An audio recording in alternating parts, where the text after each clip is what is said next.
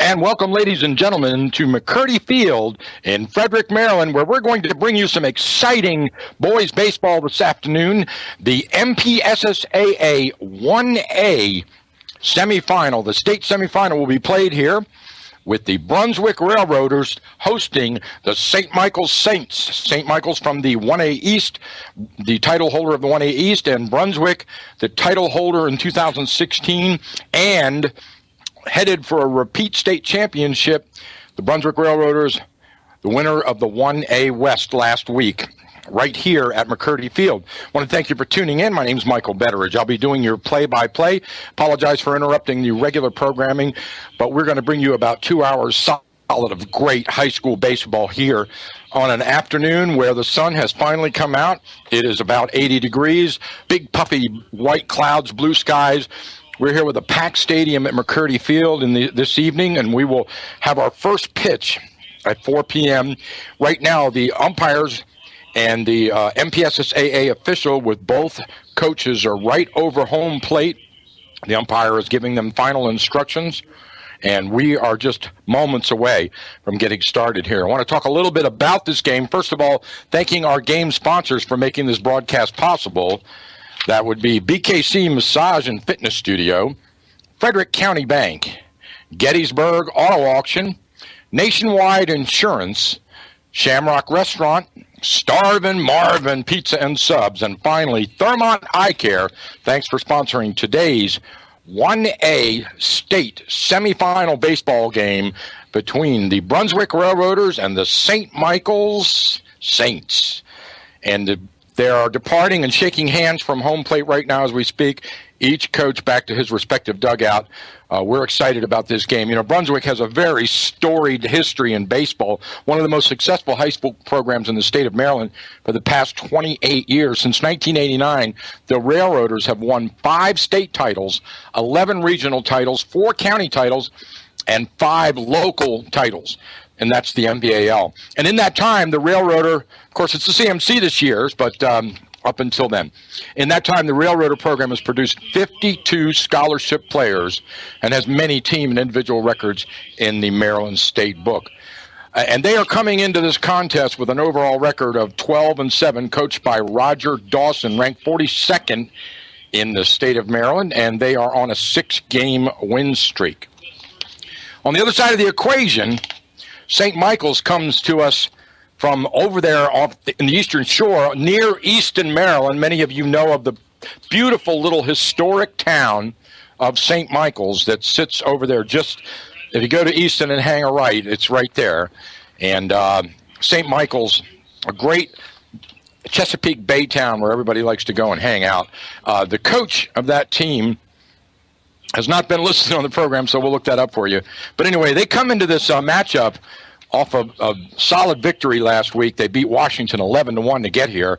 Winners of the 1A East with a 21-4 overall record, ranked 29th in the state of Maryland. So that's your setup for this game. It is going to be championship high school baseball here live from the historic McCurdy Field. And I say that this field goes back to the 1930s. That's right, the 1930s. Originally, this field was the home of the Philadelphia Phillies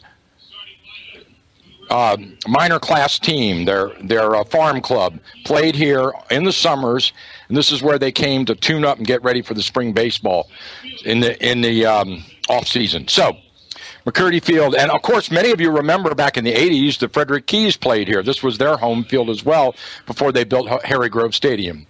So that's it. We've got our setup here. We're going to step aside now for a quick break, and we'll bring you some great baseball when we come back. Europe has been dealing with one of the worst refugee crises in decades. Hundreds of thousands of people have been fleeing brutal conditions in their homelands, hoping to find protection and peace in countries across Europe. What about you?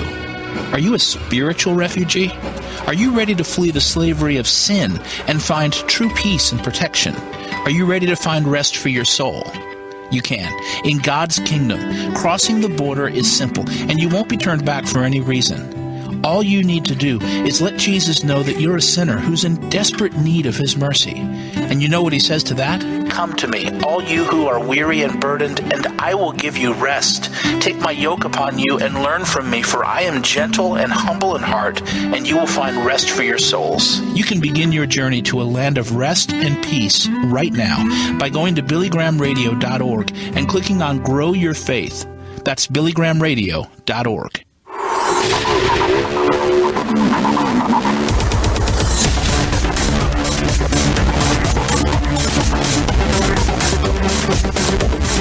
All right, welcome back, ladies and gentlemen, to McCurdy Field here in Frederick, Maryland. Many of you will say, well, why are you broadcasting this game? What happened to the girls' softball game that you were supposed to do today? Well, it was postponed, that's right, due to the field conditions from all the rain we've had over at the Bachman Field in Glen Burnie, Maryland, where some 8 games were supposed to be played this afternoon. There were 4 in the early afternoon, 4 p.m., and then another 4 scheduled for 7 p.m. Apparently, the field conditions were so poor from all the rain that we've had that the state officials decided that they would reschedule that game for tomorrow. So we will be heading over to Bachman Field to bring you the Catoctin Lady Cougars, and they will be facing the Northeast Eagles. Northeast, of course, from Pasadena, Maryland, Northeast and Anne Arundel County team, and both of them will be playing for the 2A state semifinal and a right to go on to University of Maryland on Friday or Saturday to play for the state championship. So both teams only one win away from a state title, an opportunity to win the state title. We'll bring you that game live tomorrow. Again, 4 p.m., the first pitch from Bachman Field. The Catoctin Lady Cougars face the Northeast Lady Eagles. So that's it. That's why we're here today. When we saw the opportunity, we immediately called the state office in Baltimore and said, well, since we're not going to be doing the game, we're all dressed up, and we got no place to go. How about if we rush over to McCurdy Field and bring the Brunswick game to all of our Frederick County faithful, because Brunswick, again, state champions last year, looking to repeat, heading back to Ripken Stadium potentially. If they can get by here today, they will take the trip up to Ripken Stadium to play once again, second year in a row, for the 1A state title in baseball. So that's why this is such an important game to our listeners in Frederick County, and we decided we got permission from the state of Maryland and the athletic people over here at McCurdy Field, and here we are. So now the coaches are being introduced for the St. Michael's team. St. Michael's is here. They are wearing white jerseys, white pants with red and black socks, and they're red and black lettering. Their piping and lettering is this. So their colors are red, black, and white on the St. Michael's team. Brunswick Railroaders, of course, with their typical, their purple jerseys with the gray pants. And we'll step aside for our next commercial break, and we'll be right back.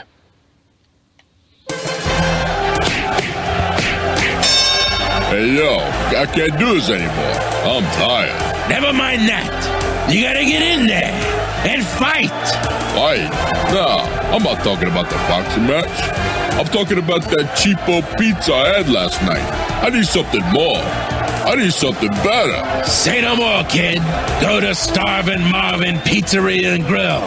They make the tastiest New York-style pizza you'll ever have. Plus, they have wings, salads, gyros, and their Philly cheesesteaks are a knockout. Did you say knockout? Starvin' Marvin Pizzeria and Grill in Frederick, located on Crestwood Boulevard next to Food Line. Call us at 301-695-SUBS or visit us on the web at starvinmarvinspizza.com and follow us on Facebook, Twitter, and Instagram. And if you don't go there today, I'm going to hit you like a rock.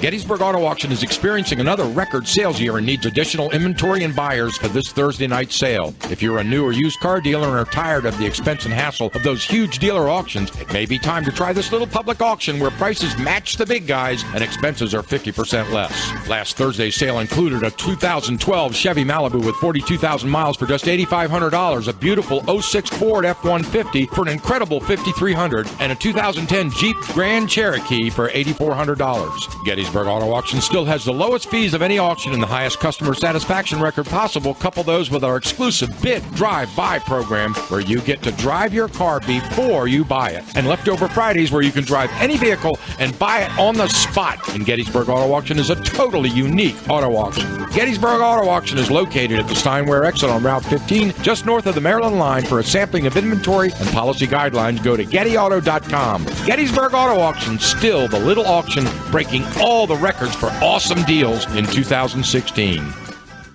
Emerson once said, people only see what they are prepared to see.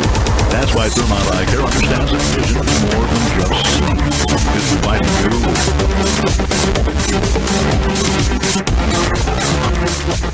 All right, welcome back, ladies and gentlemen. We're here again at McCurdy Field, where the St. Michael's Saints are home team. They are out in the field warming up. Brunswick will be first at bat today, so expecting the Brunswick to be the lead off there in the batter. Interesting scenario with the local Frederick County Brunswick team playing in a Frederick County stadium as the visitor. So, yes. Okay, well, that's the way it is, and perhaps there may be an advantage in that. Time will tell, but they get the first at-bat and an opportunity to light up the field with some great hitting. So we'll bring you all of that action and more. I want to remind you this game is being broadcast, simulcast on the internet. You can share that with your friends. Let them know if they're outside of our broadcast range. They can go to WTHU.org, click on the Listen Live button, and hear the entire game on their laptop, their iPad, their iPod, their even their cell phones. You can also use the TuneIn Radio app. Search for WTHU on your cell phones to listen to this game. Mobile listening to great Frederick County High School playoff baseball here at the beautiful McCurdy Field, and we're right off of Jefferson Street at the intersections of Jefferson and South Streets in the sort of the northern part of Frederick County. And there's the throw down to second, so we're ready for the opening batter here. Leading off batter for number 4, Keene, the shortstop for the Railroaders. Batting right-handed, will step up to the plate. He'll be faced by the pitcher, Grogan. Grogan, number 11 for the Saints. Towing the rubber on the mound, cleaning off the dirt, and now we're ready. He steps onto the mound and onto the rubber. He winds and delivers. Base hit right up the middle. He jumped on the first one. Two-hopper to center field, throw in the second, and the runner holds at first with a stand-up single to lead off for Brunswick. So right away, Brunswick jumps on it. First pitch, a curveball hanging out there in the zone, and Keene went after it. That'll bring Walls, the center fielder, number 14, to bat, batting right-handed. Walls steps into the batter's box. Runner on first, no outs. Top of the first. Swing and a miss. Strike one to Walls. A little bit behind that pitch. Fastball from Grogan.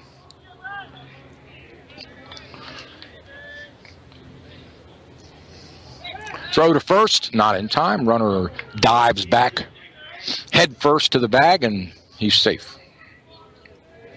In the batter's box, number 7, Wanger, the storied all-star Maryland all-state player. Andrew Wanger. Ball high, 1-1 the count. A gentle breeze here. Every once in a while it kicks up a little bit. 5-6 mile-an-hour gusts, but the wind is blowing out. Throw back to first. Runner gets back in time, safe again. Grogan's got a good move to first for a right-handed pitcher.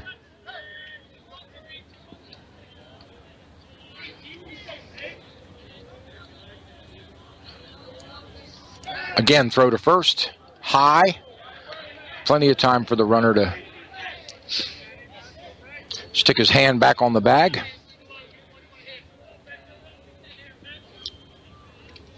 Good lead for Keene. High changeup, ball 2. 2-1 to Walls.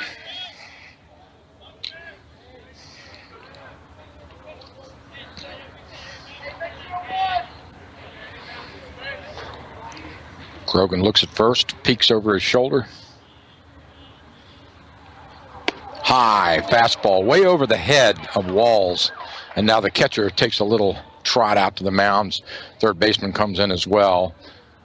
Count is at 3-1 to Walls, way out in front of the account with a runner on first and no out. The catcher just want to calm his pitcher down a little bit because each pitch was getting a little bit higher. That catcher being Chancellor.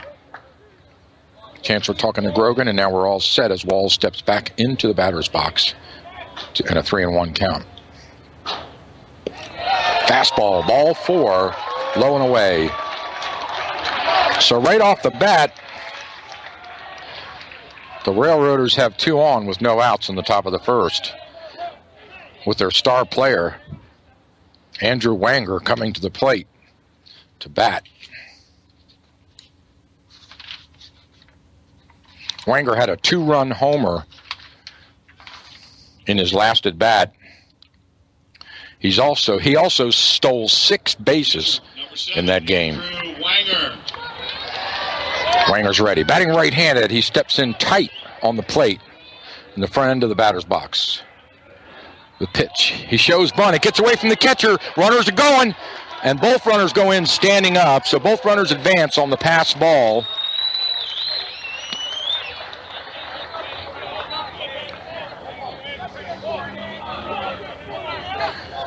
Walls on second and Keene on third.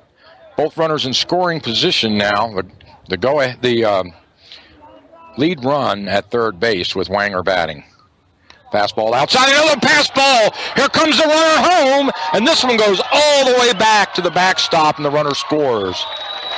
So 2 pass balls by the pitcher, and it's all nerves, I'm sure. But that brings Keene home.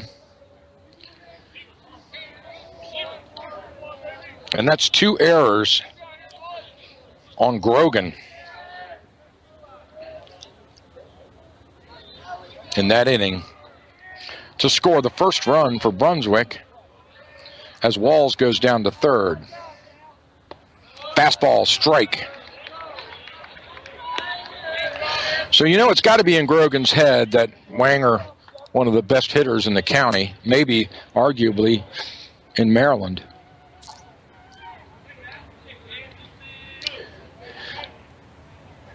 And he's staying away from him. Wanger fouls this one off way across the street, all the way into the shopping center on the other side of the parking lot. I've never seen a ball go that far out of bounds. Literally all the way into the shopping center to the west of McCurdy Field. Curveball. He hits it high, infield fly to the first baseman, easy out, and Wanger goes down on a high pop out to first base. He went upstairs after that fastball. So that's 1 out. That'll bring second baseman Eberts, number 8, to the plate with 1 out and a runner on third.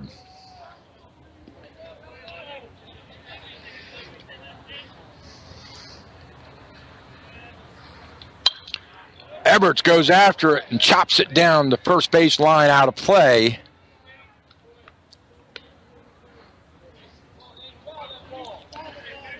Trying to get that thing to go just out into right field, but just a little late on the swing. And he's looking at an 0-1 count here in the top of the first. This one to the second baseman. First baseman walks over and gloves it, tosses it to the pitcher who steps on the bag and makes the out. But another run scores on the sac ground out by Eberts.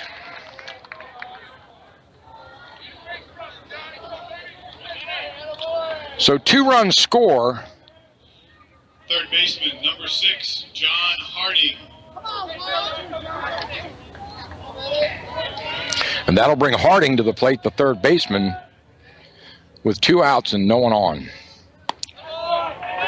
Curveball for a called strike. A lot of movement on that pitch.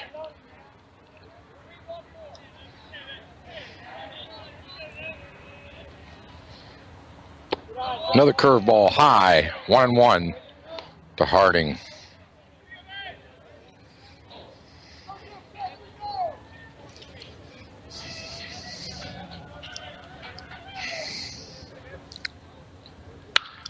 Well hit into left field. He's on his track backwards. He can't get to it. It goes over his head, rolls all the way to the fence, and it looks like Harding's got a stand-up double.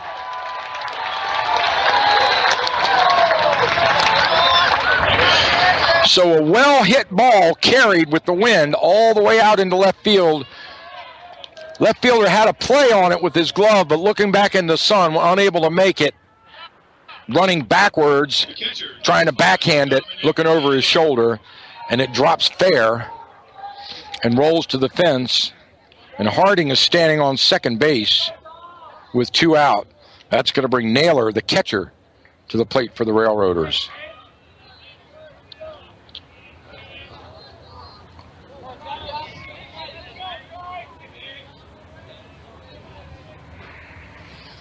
Delivery outside.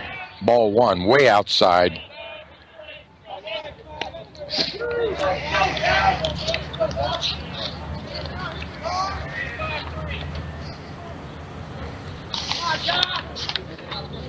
Catcher Chancellor makes a little sign to Grogan. He taps the... This one's hit deep into right field. It's playable. Looks like he can make the catch, and he does.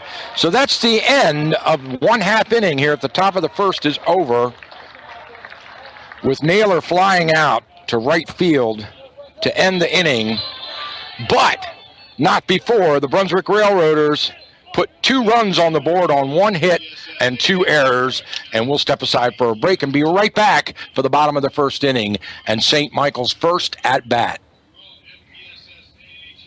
Who do I play for? I play high school basketball for every baller who ever played a pickup game on a driveway, playground, or alley. Because we all share the same dream.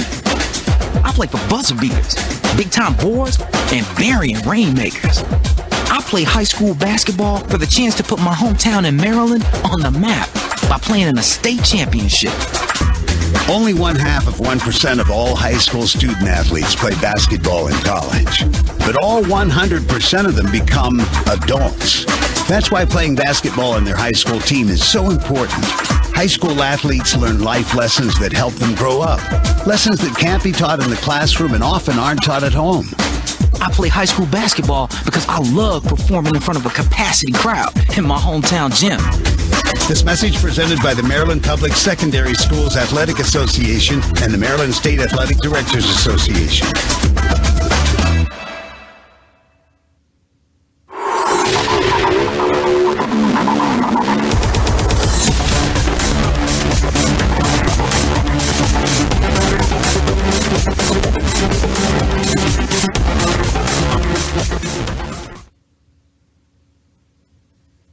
All right, welcome back, ladies and gentlemen. So the Railroaders come up to bat at the top of the first inning and put 2 on the board to lead it 2-0 here at McCurdy Field.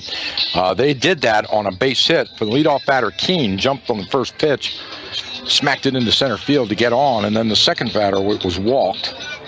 And then through a series of pass balls and 2 errors by the pitcher, 1 run came home, and then a sac ground out to the right side of the field by Everts allowed the run to score, the second run to score. And then Harding came on, hit a 2-bagger all the way to the fence, and then Naylor with the final out of the inning. So that's going to bring the following order for St. Michael's to the plate. Left fielder Cummings, the designated hitter Heinlein, and then in the circle, right fielder Parks. So at bat, Cummings on the deck, Heinlein, and Parks in the circle. Number 19 is leading off. So it appears they've changed the order. Yeah, they switched them on me. Okay, so it's Heinlein leading off.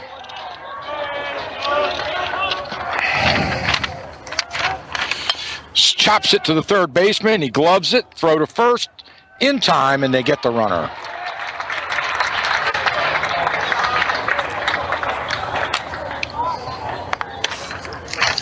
So Heinlein grounds out to third. Making the adjustment on my scorecard as we see that. Fielder Seth Parks. Not sure what they've done with Cummings, but we'll figure that out later. So, batting left-handed Right fielder Parks steps into the box. Chop to the second baseman. He gloves it, throws to first. Nice easy out. And that's 2 up, 2 down for the Railroaders.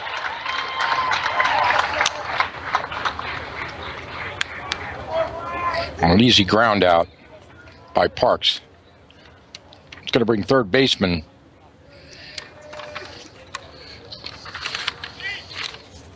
Nathan Howarth to the plate. He will bat right-handed. Number 6 steps into the box. 2 out, bottom of the first. Brunswick leads it 2-0. Fastball strike from Wanger. Andrew Wanger pitching for the Railroaders. Ooh, that curveball got away from him. It bounced out in front of the plate and in the dirt. 1-1 the count to Howarth. Fastball, strike 2. Called strike. 1-2 to Howarth. Curveball, foul tip into the catcher's glove, and he struck him out to end the inning. What a gorgeous curveball by Wanger to end that inning. 3 up, 3 down, no runs, no hits, and no errors. The Brunswick Railroaders will come to the plate batting at the top of the second after this commercial break. Do you lead an active lifestyle, but you feel like something is missing? Or maybe you wish you were more active and you don't know where to start. Today, we recognize the importance of physical activity in our daily lives to give us balance and confidence. But do we really know how to make that happen? BKC Massage and Fitness Studio is there for you. Located in the Thermont Plaza Shopping Center, our new facility has the experience, knowledge, and resources to create a vibrant, complete you. That's right, BKC Massage and Fitness Studio's stress reduction program of massage helps you relax and let go. Or maybe you need targeted therapies for relief from chronic pain or sports injury. Or you just want a professionally guided, goal-oriented exercise training program. BKC Massage and Fitness Studio will design a program that specifically meets your total needs for mind, body, and natural health. BKC Massage and Fitness Studio has state-of-the-art equipment, staff, and flexible hours for your busy lifestyle. BKC Massage and Fitness Studio. Everyone needs to feel good about this.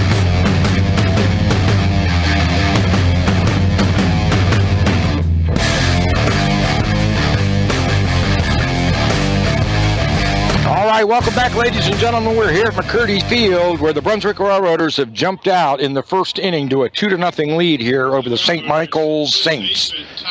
And that is going to bring batting Tyler Babiak, the first baseman, leadoff batter here in the top of the second inning for the Railroaders. Big guy standing in that batter's box, batting right-handed. Whacks one, base hit into right field.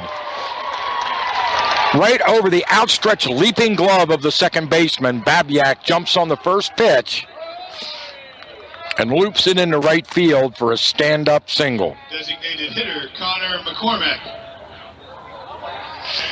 That's going to bring McCormick to the plate, number 19. Looking at his signals. Down at his coach there. Roger Dawson on third base. And he whacks that one into center field. Drifting back. Sun has a problem. He can't make the catch. The sun got in his eyes. And so let's see what they rule that one. The sun was right in his eyes. He could not. You could see it because he held his glove out to try to block the sun, but could not do. That is going to be a problem with that fierce sun. This field faces, all the players are facing due west, right at the setting sun out over the Catoctin Mountains. And that is a problem for the outfielders. So that one drops in for a base hit, and they do not rule that an error. That is ruled a single by McCormick. That's going to bring Loy to the plate, the left fielder.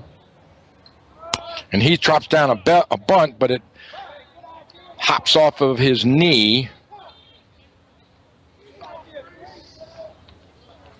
And it's foul. So Loy, with no outs, has runners on first and second. Tried to lay down a sack bunt there, but it got handcuffed a little bit with it, and it chopped down into the plate and into him. Grogan's ready. Kicks and delivers. This bunt fouled away all the way into the Brunswick dugout. That one high off the bat. First one was low off the bat. That one high off the bat as the pitcher and first baseman charge in.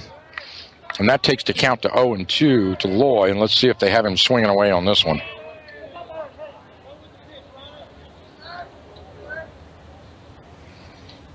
And he does. Strike 3. Loy goes down swinging for the first strikeout on the afternoon for Grogan. The first out in the top of the second inning. Going to bring the bottom of the order. No, we're back to the top. Keene, the shortstop for the Railroaders here in the second inning, takes a curveball for a called strike. Nice curve, good movement. Keene hit a single.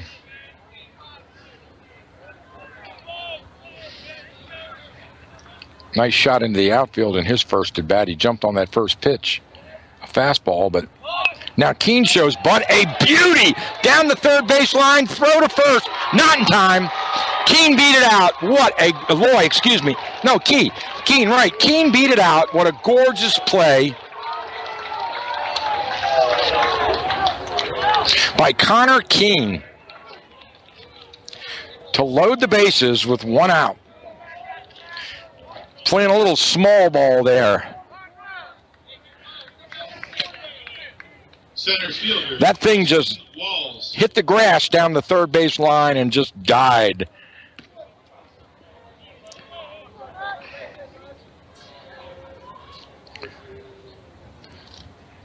Walls.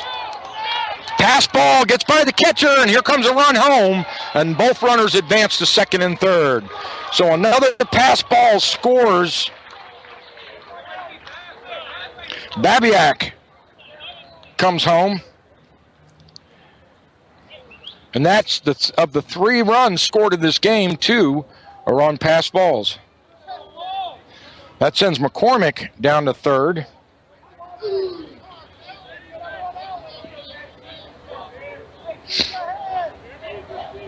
Keene on second.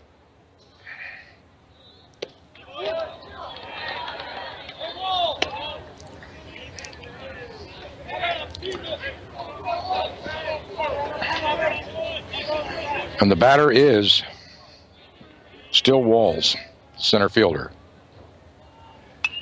Fouled away. Number 11 takes that one back to the screen. Counts it 1-2 now to Keene. Excuse me, Walls.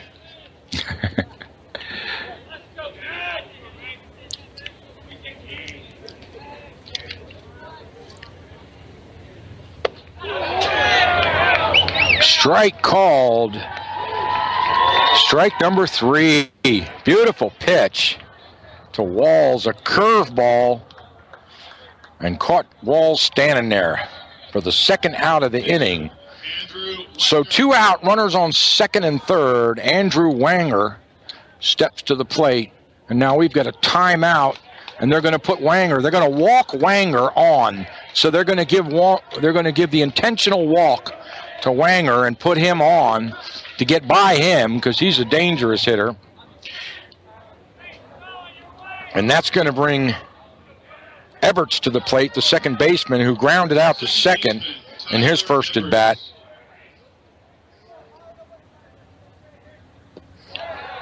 Changeup outside, ball 1 with bases loaded and 2 out here on the top of the second. Brunswick leading at 3-0.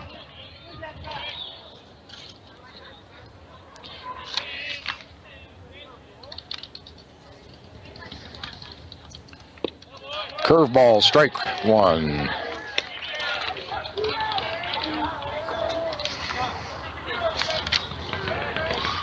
Tyler Everts. 1-1 in the count.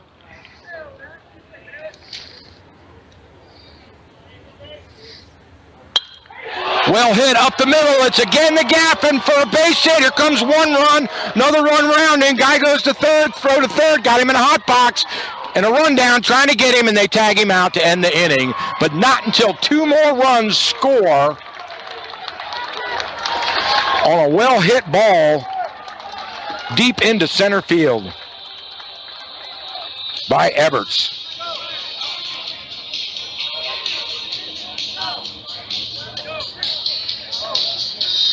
So at the end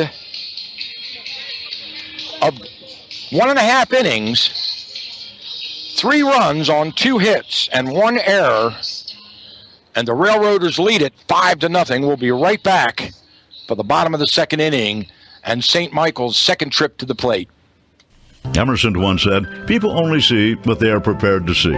That's why Thermont Eye Care understands that vision is more than just seeing. It is providing you with professional vision solutions from eyewear to contacts that will help you see better and enhance how people see you.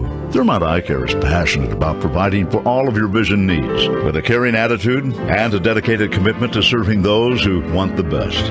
Conveniently located on the square in Thermont, Maryland. Thermont Eye Care can help you save time and money. Tired of driving all over just to find the right vision care center that can fit your busy schedule? Dr. Molly Karen is a board-certified optometrist with years of experience who understands that your eyesight is a precious gift. See the best. Thermont Eye Care. Located at number 2 East Main Street in downtown Thermont. Walk in or call area code 301-271-0554 for an appointment today. That number again, 301-271-0554. Thermont Eye Care. Go see Dr. Molly Karen. Tell her you heard about it right here on WTHU AM 1450. We're back.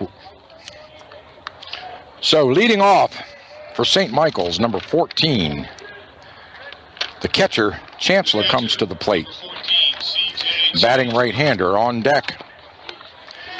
Risher, the shortstop. Chancellor steps in, facing Andrew Wanger, who kicks and foul tip back to the screen. 0-1 to Chancellor. So the Saints went down 1-2-3 with 2 ground outs and a strikeout in their first at bat in the bottom of the first, coming to this down 5 runs already here in the second. Wanger throws a beautiful curveball, didn't quite make it into the strike zone. The crowd goes, oh, a lot of movement on that curveball. It was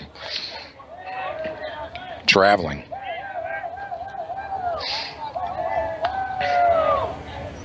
Fastball, swing and a miss. He just smoked that one by him. 1-2 to Chancellor.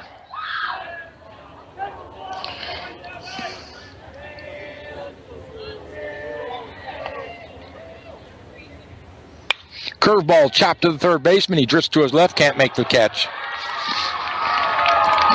Difficult catch, but playable as he loses it in the dirt. Harding gets the first E of the game for the Railroaders. Andrew Risher. Chancellor gets on the error. Attention, please. The courtesy runner is number 23, Devin Lednam. We have a pinch runner who's just come on now for St. Michael's. Devin Lednam into the game to pinch run for Chancellor.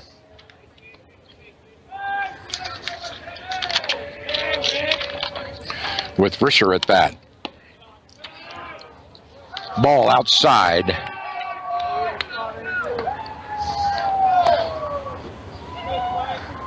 No outs, runner on first. First runner on base for the Saints in this game.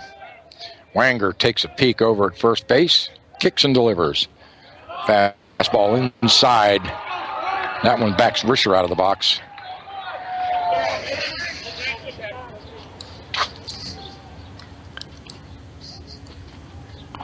And it sends the count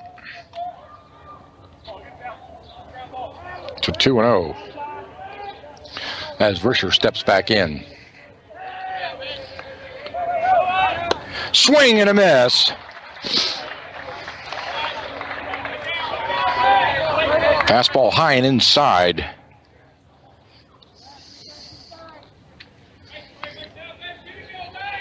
Two and one to Risher. Outside, ball 3.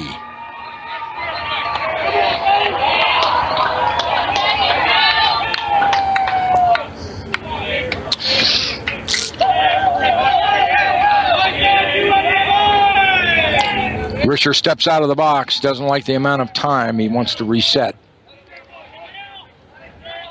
Catcher takes his mask off.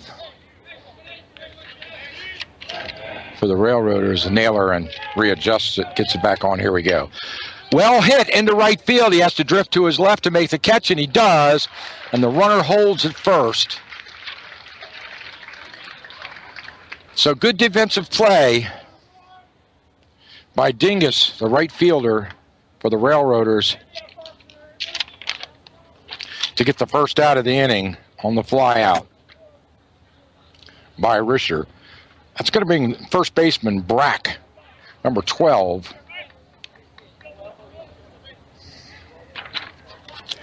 I believe we've got a change in the order here. I'm going to have to check on this one for you. Your attention, please. Pinch hitting for the Saints. Pinch hitting. Jimmy Halterman.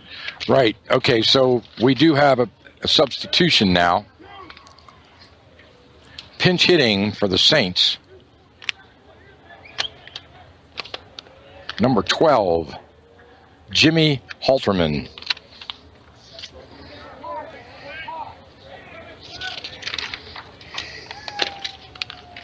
For Brack. Strike one called to Halterman.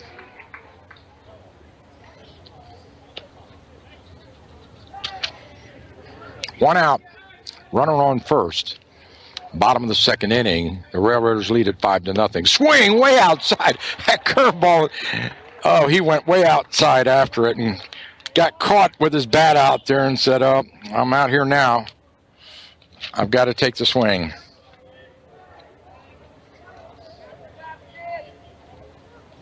Swing and a miss, struck him out.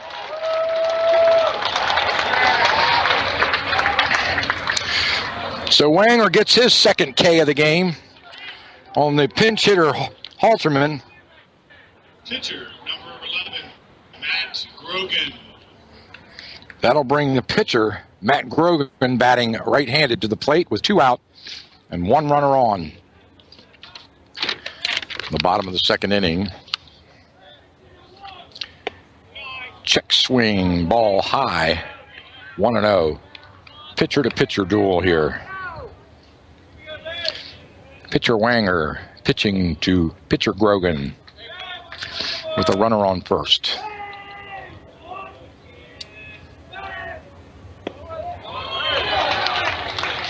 Called strike one.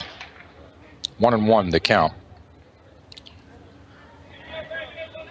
Nice breeze blowing straight out.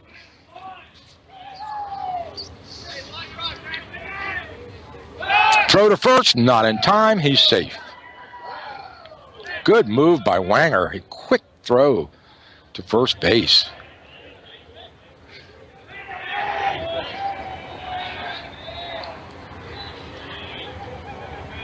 The pinch runner out there for Chancellor's got good speed. You can tell. Foul tipped off the mask of the catcher. He takes his off. Says, "I'm okay." Naylor takes that one right in the mask.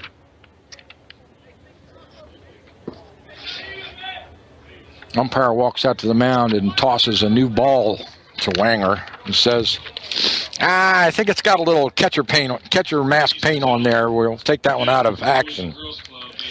He pats Naylor on the chest, the umpire does, and says, "You okay, son?" Naylor nods his head, and we're ready. The car needs to be moved off the Boys and Girls Club property or it will be towed immediately.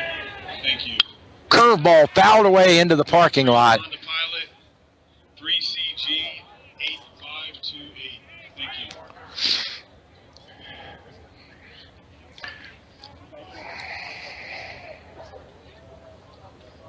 1-2 the count now to Grogan. 2 out, runner on first. Another check swing foul into the parking lot and smashes into a car. Oh, ooh, boy, this is a dangerous place to park. I'm looking at some 25 cars all parked in the firing zone.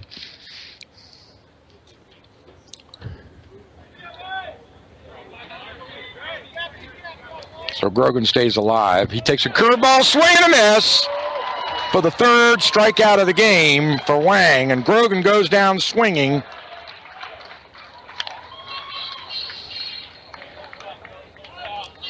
So at the end of 2 complete innings, no hits, no runs, and 1 error, the Brunswick Railroaders will come to the plate at the top of the 3rd inning with a 5-0 lead. We'll be right back after this important commercial message from our sponsors. If you own a business, you know that work doesn't begin and end with the hours posted on your door. Hi, this is Business Development Officer Mary Berry, and at Frederick County Bank, we understand that too. That's why we make business banking easy and accessible, anytime, anywhere. From BuzzPoint Merchant Reward and Loyalty to online banking, remote deposit capture to business courier service, Frederick County Bank, Frederick's true community bank, is open for business, anytime, anywhere. Contact me at 301-620-1400 and online at fcbmd.com. Member FDIC. When you are ready to begin the most complex financial transaction of your life, settling on a home, you want an experienced, proven settlement title company. Resolution Escrow Services is the licensed title agent. With our busy lifestyles, Resolution Escrow Services can make it easy for you by scheduling your settlement closing at the location of your choice. Call them today at 240-912-8400. That's 240-912-8400, or check out their website at resolutionescrowllc.com. Resolution Escrow Services, settling only for excellence. All right, welcome back, ladies and gentlemen. The top of the batting order here for the Brunswick Railroaders. Leading off, number 6, Harding, third baseman, hit a solid double over the center fielder's head and hit a last at bat, but then he got caught in a rundown for the final out of the inning. He'll lead off now with Naylor on deck and Babiak in the circle. The Saints all huddle up on the mound and encourage their pitcher. Left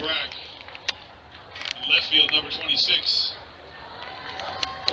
First base, number 26, Nick Noonan. And in left field. So now pitching, we have a pitching change. Brack has come in to pitch for Grogan. Left-handers, change up outside. Stepping into the Railroaders, the third baseman, John Harding.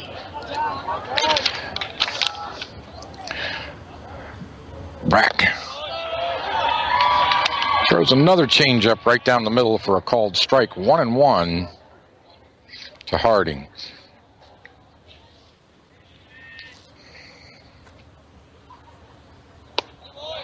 Curveball, a little bit high. So Brack, not a power pitcher. Everything he's throwing. There's his fastball, and it's hit way high up in the air in the infield. The third baseman comes in and makes the catch. The ball came down literally about 4 feet in front of the plate on the grass, but it went, it had to be 50, 60 feet up in the air. Catcher, so the fly out, pop out to the leadoff batter, Harding, for the first out of the inning, brings up the catcher, Naylor. He hit one out to the right fielder for the first out in the inning in his last at bat. So 0-1 on the day for Naylor. Ball outside from Brack. As I was saying before the last batter, Brack not a power pitcher. His fastball was nowhere near as fast as Grogan, but he is more of a finesse And that is the reason why he threw that curveball, hit the outside. Probably in the low 70s on speed. Another one right up the middle for a called strike 2.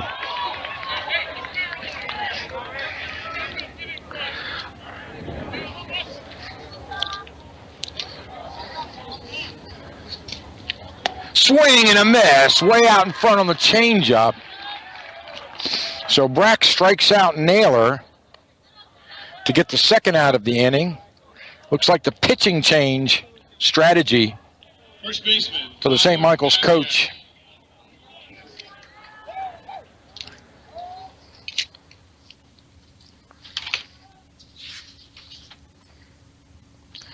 Paid off.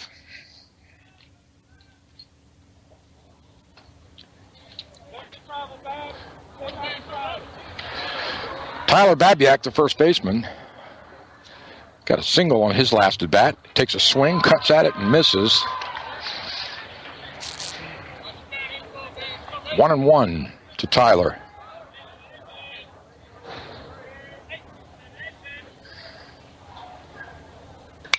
He chops that one, base hit in between the third baseman and the shortstop, and it rolls into left field, and they relay it into second base. So a stand-up single off the bat of Babiak. He's 2 for 2 on the day. Another 1B for him. A clutch hit with 2 out in the top of the third. That'll bring Connor McCormick. number 19, the designated hitter, Connor McCormick, to the plate. And McCormick's last at bat, he got on a triple.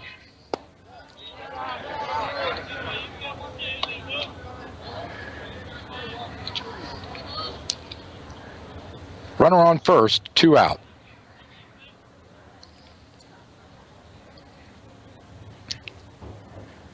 McCormick at the plate. Throw to first. He gets caught. He's in a rundown. He got him off the bag. He runs back. The pitcher's covering. Can't make the tag. He got him.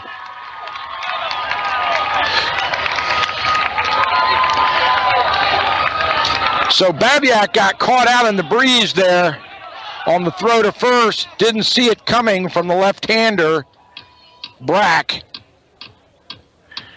And the St. Michael's Saints get out of a jam there with 1 runner on.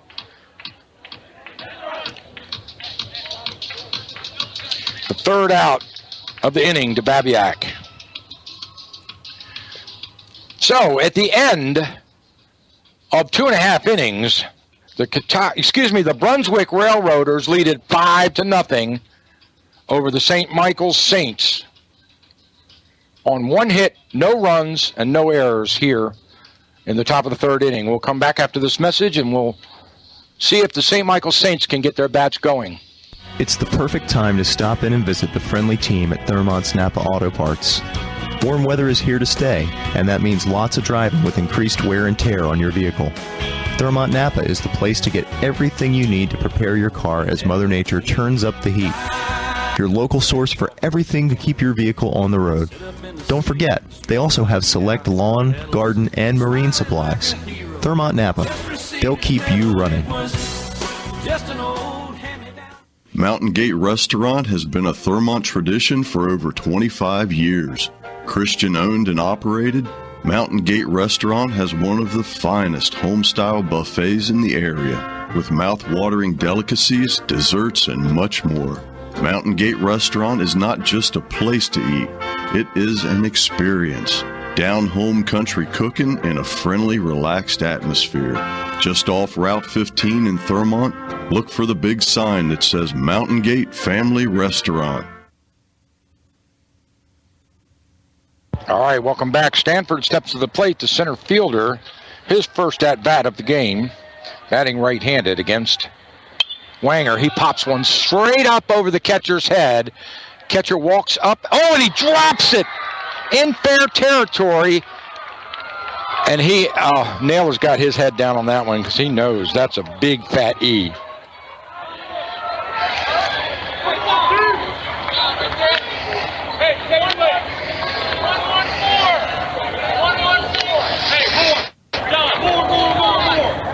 So the runner on first on the error. Stanford gets on. Second baseman Trent Saunders. It brings Saunders to the plate, batting left-handed. And this is the bottom of the order for the Saints. Now, I say that because that shows you how little offense they've been able to mount here in this game. They had not batted around yet, and we're in the bottom of the third. So the Railroaders, with a very efficient use of their defense against this Eastern Shore team.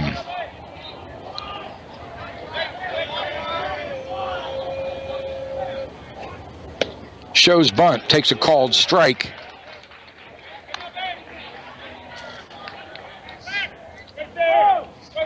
Saunders. Throw to first, not in time. 0-2 to Saunders. No outs. Bottom of the third.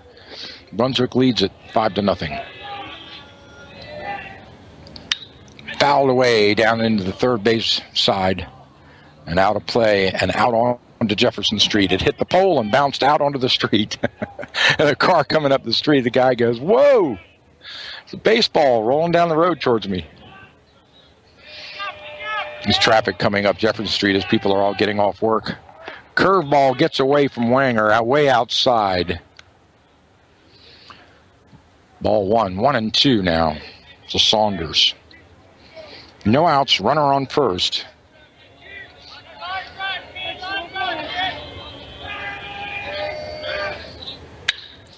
Base hit into the gap. One hops to the center fielder, throw to third, the cutoff, and the runner holds at second. So Saunders gets the first base hit of the game for the Saints. And that moves Stanford down to second. Runners on first and second now. So the Saints bat's starting to come alive a little bit. That'll take us back to the top of the order and designated hitter Heinlein. Tucker Heinlein. Tucker grounded out to third base in his first at bat. Shows bunt outside, ball 1.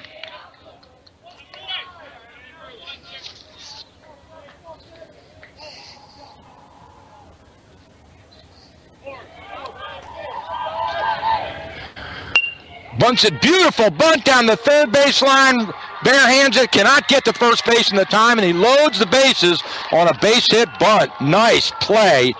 Good small ball by Heinlein.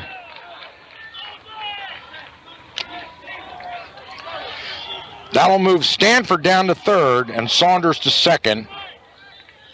Bases loaded, no outs. And that brings up Parks to the plate, the right fielder. He flew out to right field in his first at bat.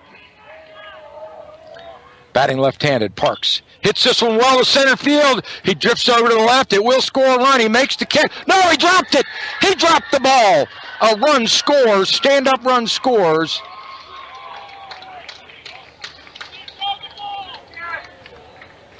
So an error, second error of the day on the center fielder, as he probably lost that one as well. Walls looking straight into that sun. It's got to be fierce. But they give him the E. That brings Stanford home. It sends Saunders to third.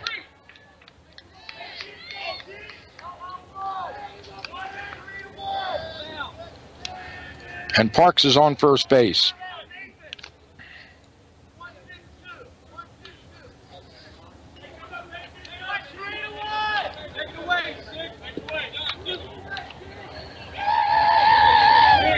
Number 6, Howarth, struck out in his first at bat with runners on the corners.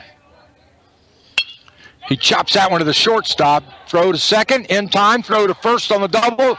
They do not get the double play. And another run comes home. Saunders trots in for the second run of the inning.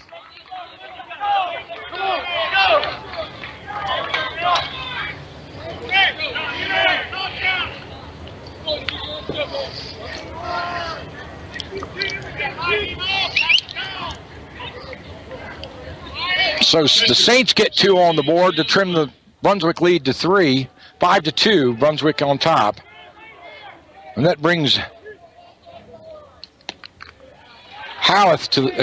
Chancellor to the plate, the catcher.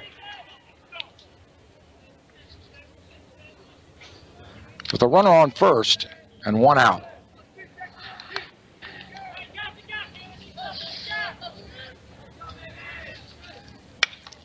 Well hit into left field. He's coming in. It drops in for a base hit. So Chancellor gets a stand-up single. And now the Saints bat's coming alive.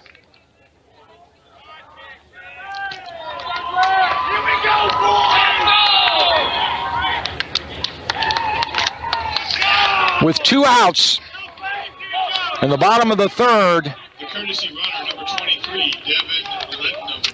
We've got a substitute runner now. Stepping to the plate, the shortstop, Andrew Risher. Risher comes in now with 2 outs. The bottom of the third inning. Fastball strike outside.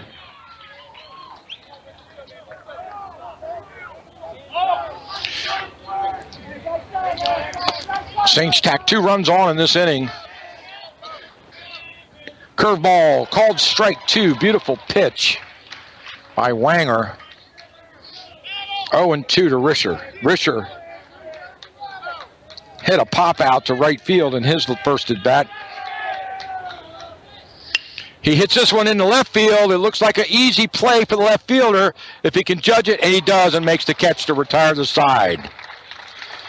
So Risher flies out to left field for the final out of the inning. And at the end of 3 complete innings, the Brunswick Railroaders 5, the St. Michael's Saints 2, and that's on 2 hits, 2 runs, and 2 errors. We'll step aside as the Railroaders will come to the plate for the top of the 4th inning here on AM 1450, your source for the best high school sports in the region. Are you tired of those shopping mall cookie-cutter rush job haircuts? Do you want a barber that actually knows what he's doing? Well, let Gary the Barber give you a haircut that will make you proud. Gary the Barber, located at 101 Tippin Drive in Thurmont. Call him today at 301-305-7895 to schedule your appointment. If you're in a rush, Gary the Barber takes walk-ins too. Gary the Barber, convenient, experienced, and affordable.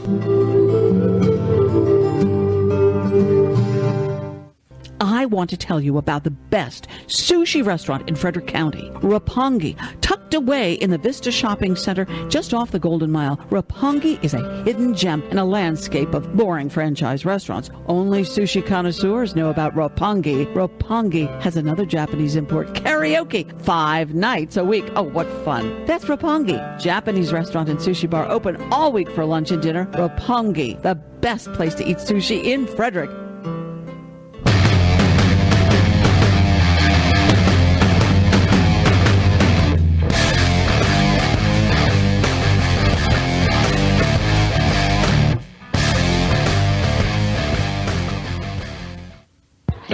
All right, welcome back. We're here at McCurdy Field for the 1A baseball state semifinal here between the Brunswick Railroaders and the St. Michael's Saints. Brunswick leading at 5-2. Leading off here in the top of the 4th inning for the Railroaders. Number 19, designated hitter, McCormick. Connor McCormick hit a triple in his first at bat. Takes a swing at it. 1-1 the count to McCormick.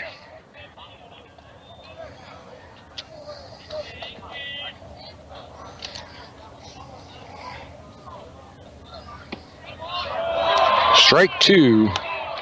Caught him looking. 1-2 to McCormick now. New pitcher, Brack, still going. A left-hander.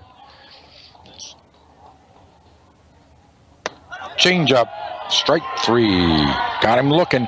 That guy is very deceptive in the way he pitches. No velocity at all, but you have no idea where that ball's headed or what it's going to look like when it gets to the plate. So, Brack, a good pitcher, good substitution, has gotten these Saints back in this game. So the K goes to McCormick on his leadoff here. Swing and a miss by Dingus, the right fielder.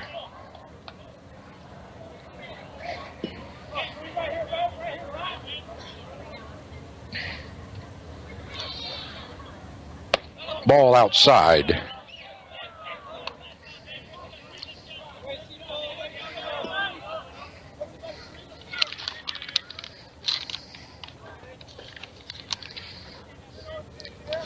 Ryan steps into the box. Curveball high. Ball 2. 2-1 to Ryan. Ryan's first at bat in the game.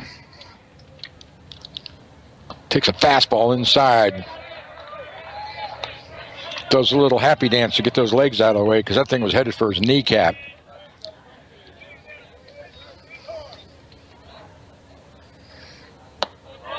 Fastball on the outside edge of the strike zone. Evens the count at 2 apiece. Railroaders lead at 5-2. No outs in the top of the 4th. Fastball strike. Oh, no, it's a ball. The crowd says, oh. So ball 4 to Dingus, who trots down to first base on the base on balls. Shortstop. Will take us back around the top to Keene. Keene is 2 for 2 on the night on a single and a bunt. And there's the throw to first. Not in time. But they try to pick off Dingus. He dives back head first into the first base bag just in time. Left-hander Brack's got a good move. And he's looking. Left-handers look right at first base, so they have an advantage in the pickoff. They don't have to turn and throw like a right-hander would. He kicks and throws to the plate. Outside, there goes the runner. High throw to second. Does not get the runner. He slides in under the tag. Safe at second. So Dingus steals second. And the Railroaders get a runner in scoring position now.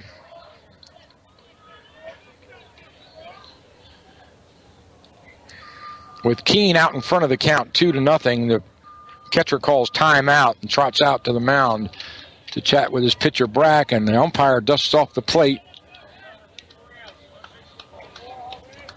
Keene goes down to third baseline to talk to Coach Roger, and now we're ready. Keene back in the box. Brack kicks and delivers. Fastball outside.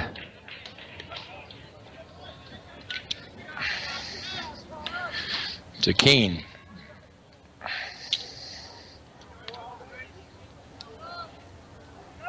Two 2-0 the count. Strike called. Fastball on the edge of the zone. 2-1 now.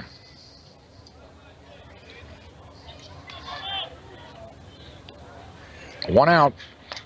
Runner on second. Top of the 4th. Check swing on the outside. Ball 3 to Keene. 3-1 the count. Infield playing in on Keene straight away. Ball outside, he takes his base. So the second walk of the inning puts 2 runners on base.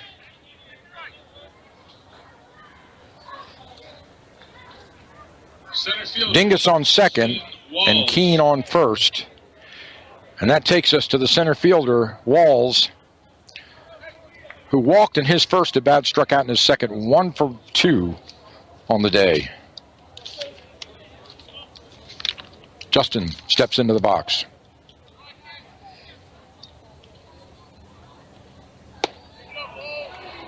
High fastball. Ball one.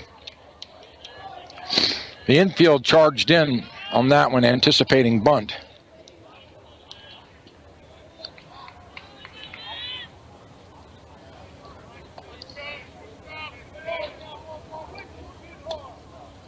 They come again. Infield coming and cheating in. Ball outside. Ball two.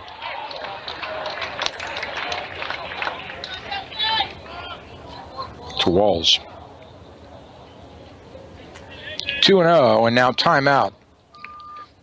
As the catcher, Chancellor, trots out to the mound to have a chat with Brack. In MPSSAA 2A semifinal action is West Region champion Williamsport 6, East Region champion Queen Anne's 0. So we've just heard a score over the loudspeaker. Williamsport leading Queen Anne 6-0 over in the 2A baseball semi.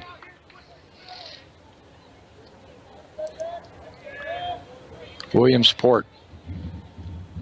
High, popped up way out over our heads and out of play. Straight back. Williamsport beating Walkersville here in Frederick County to advance.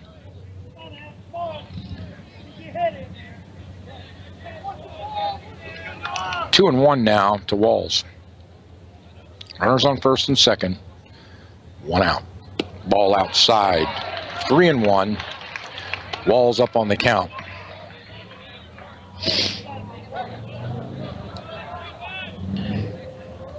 Let's see if they call the hit and run on this one. It looked like the sign.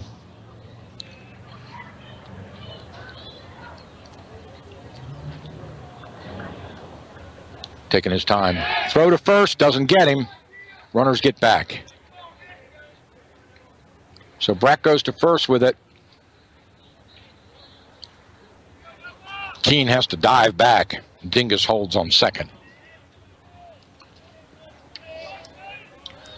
3-1 to Walls. Strike two. Oh, that was just on the edge of the strike zone. It takes the count to full, so everybody will be going on this one. 3-2 to Walls.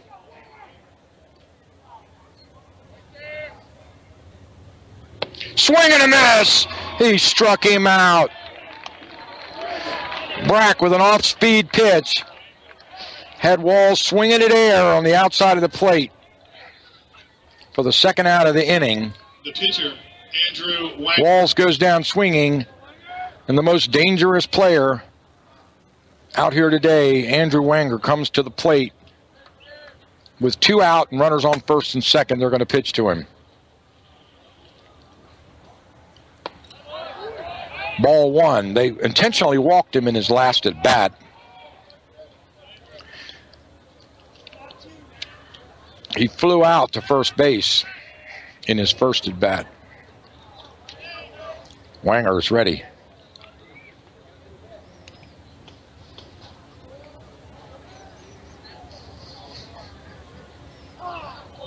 Time. Brack taking forever and a day. Looks to second, looks to home. Looks to second, looks to home. Looks to second, and Wanger steps out. Wanger hit a two-run shot. Homer in his last game. Give Brunswick the win. Got them here. Ball outside.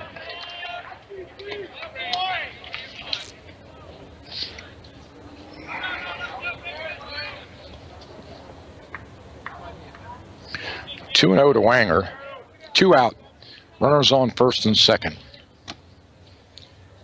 Ball three. Oh, called strike. Well, that must have been a good curveball because when it hit the catcher's glove, he was in the left-handed batter's box. 2-1 to Wanger. Curveball, swing and a miss. Evens the count up at 2-2. Wanger went up top after that one. That had fat written all over it. But that curveball is very deceptive and very slow, and it's easy to swing under it. Fastball chopped to the third baseman. He gloves it. Tags the runner as he goes by him to get the final out of the inning, and that's it. So Wanger grounds out to third base to get the final out to end the inning. And all of that, no runs, no hits, and no errors. The score remains at 5-2. The Brunswick Railroaders on top. But the Saints, after a rally in that third inning, come to the plate. Let's see if they can keep it going. We'll be back after this message. Okay, here are 5 important reasons why your son or daughter should play a high school sport. Number 1. High school sports teach valuable life lessons like self-discipline, sportsmanship, and time management skills. 2. Teens who play a high school sport have better grade point averages and fewer disciplinary problems. Number 3. High school sports help fight teen obesity and substance abuse. Here's number 4. High school sports provide wholesome, constructive after-school activity, perfect for today's families. And number 5. And high school sports are safer than ever before. Injury surveillance and research, better equipment, and the continuing education programs for coaches provided by state and national athletic associations have made high school sports safer than ever before. This message presented by the Maryland Public Secondary Schools Athletic Association and the Maryland State Athletic Directors Association.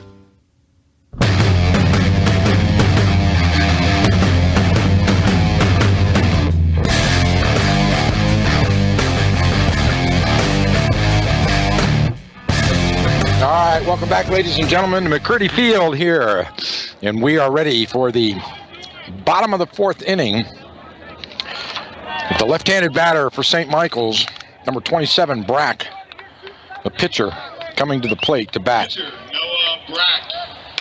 Chop foul down the third base line and out of play.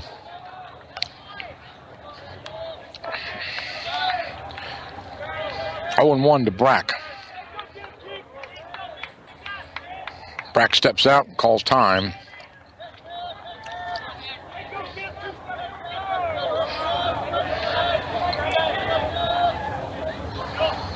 Curveball right up the middle.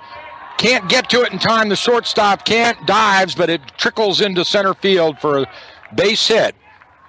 So Brack gets on with a leadoff one-bagger to start the inning, and this is the same way they came out in the last inning when they tacked a couple on.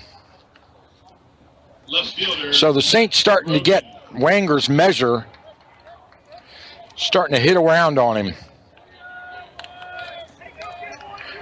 No outs, runner on first. The Saints are down 2-5 in this game. Fastball outside, ball 1.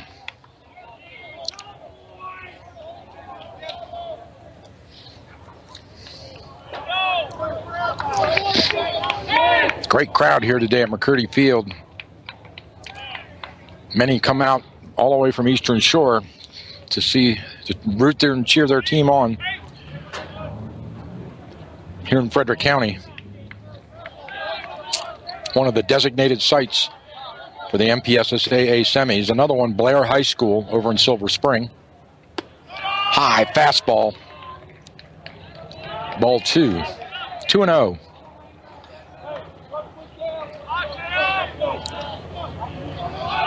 Throw to first.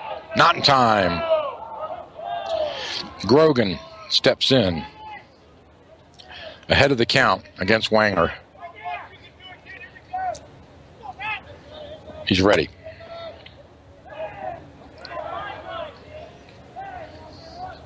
Fastball outside. Ball 3.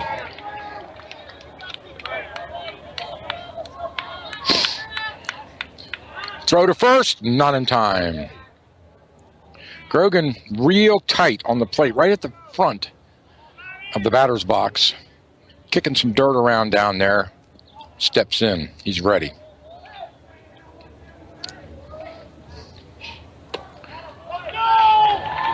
Change up high. Ball 4. So that's Wanger's first walk of the game. That's going to bring Coach Dawson out of the dugout.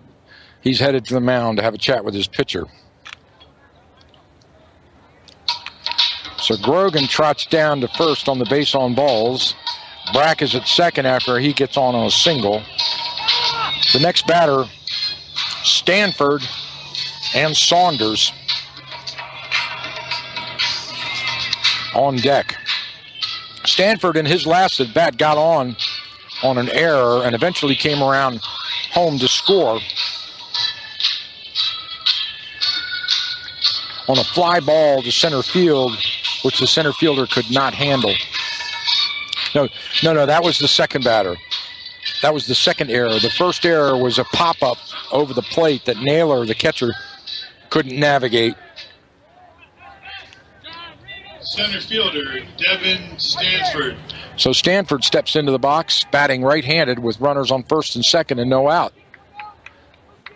The tie run at the plate. Fastball, high, ball one. So Wanger feeling a little pressure here with a tying run at the plate.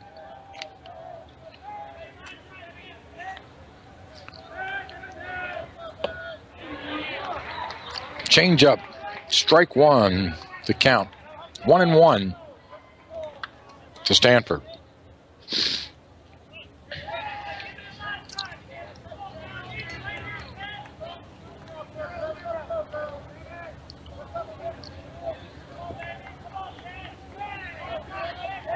Taking his time, Wanger delivers. Bunt, chopped foul, and out of play.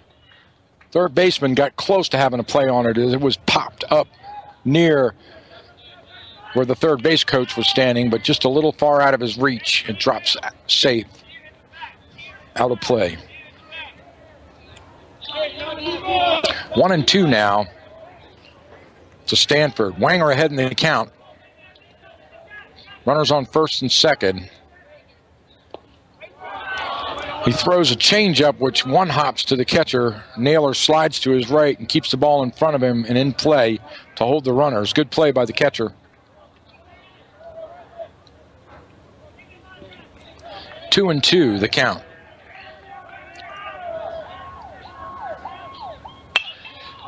Line drive off the third baseman's glove. It goes into the outfield. The runner turns and comes home. Here's the throw from left field. One hops and they got him. Oh, he calls him safe.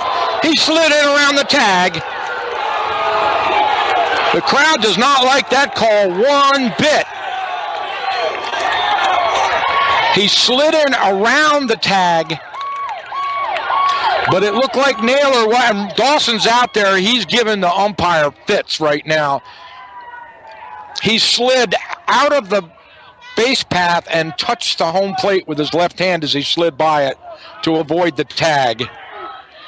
And the umpire says he is safe, and that is a run.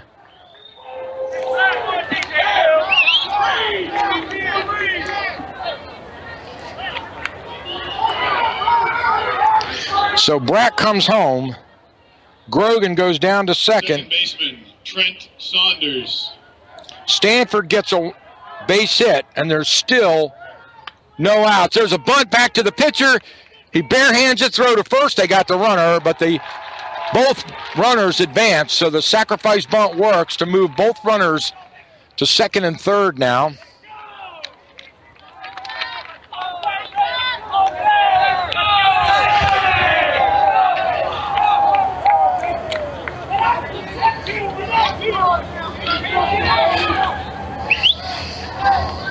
That'll bring number 19 to the plate. Top of the order, Heinlein, who was thrown out on a sacrifice bunt in his last at bat. One out. Fastball, strike one. 5-3 now.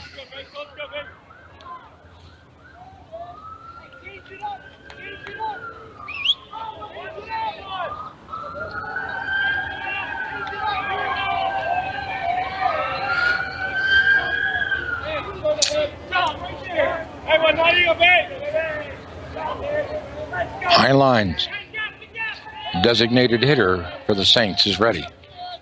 The pitch. Well hit into left field. They're going to have to come in. It's going to drop for a base hit. 1 run scores. Here comes this tying run. And the game is tied at 5 apiece. 2 runs scored on a base hit by Heinlein as he jumped on it and looped it into left field.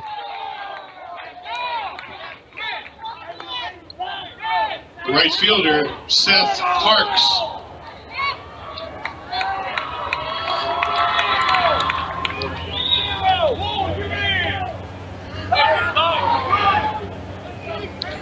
So we have runners on the corners now.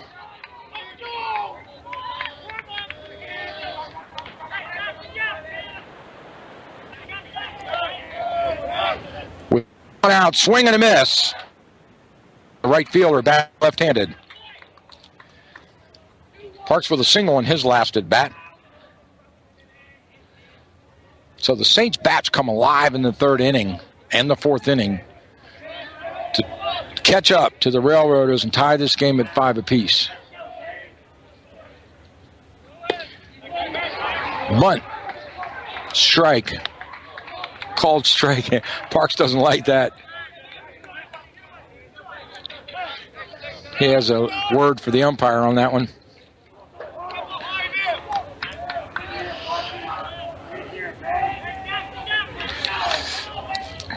Once again, runners on the corners.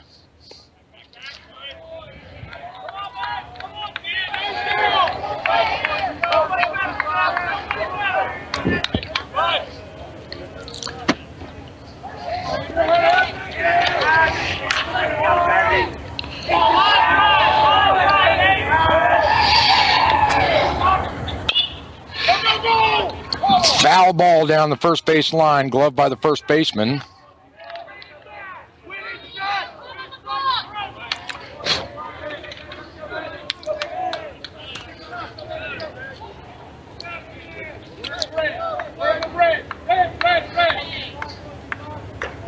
Still 1 out. Runners on the corners. It's the Saints coach talking to his runner on third base, giving him instructions as we've got a shoe being tied over there on first base. The first base coach tying the first base runner's shoe. That's Heinlein, who got on a base hit loop to left field. Stanford on third now, batted around from first base on his single. Grogan and Brack across the plate in this inning. Here we go. Runners on the corner. Wanger steps off the rubber. Timeout.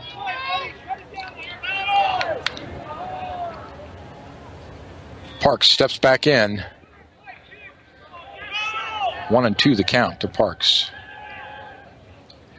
Curveball way outside, evens the count at 2 apiece.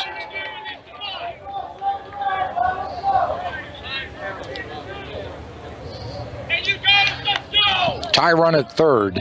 Go ahead run on first.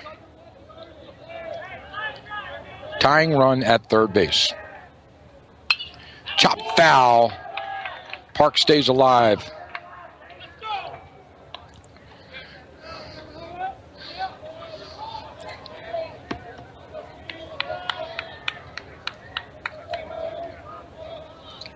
High school baseball at its finest.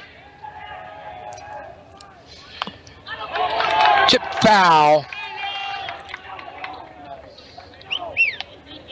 2-2 the count now to Parks.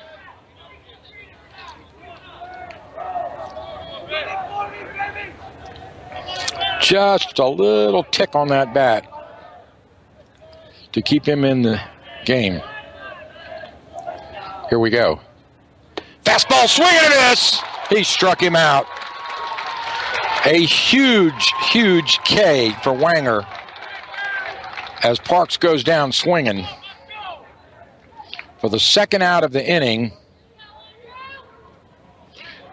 the fourth strikeout of the game for Wanger will bring Hoveth, the third baseman, who grounded out to the shortstop in his last bat, struck out in his first, 0 for 2 on the day.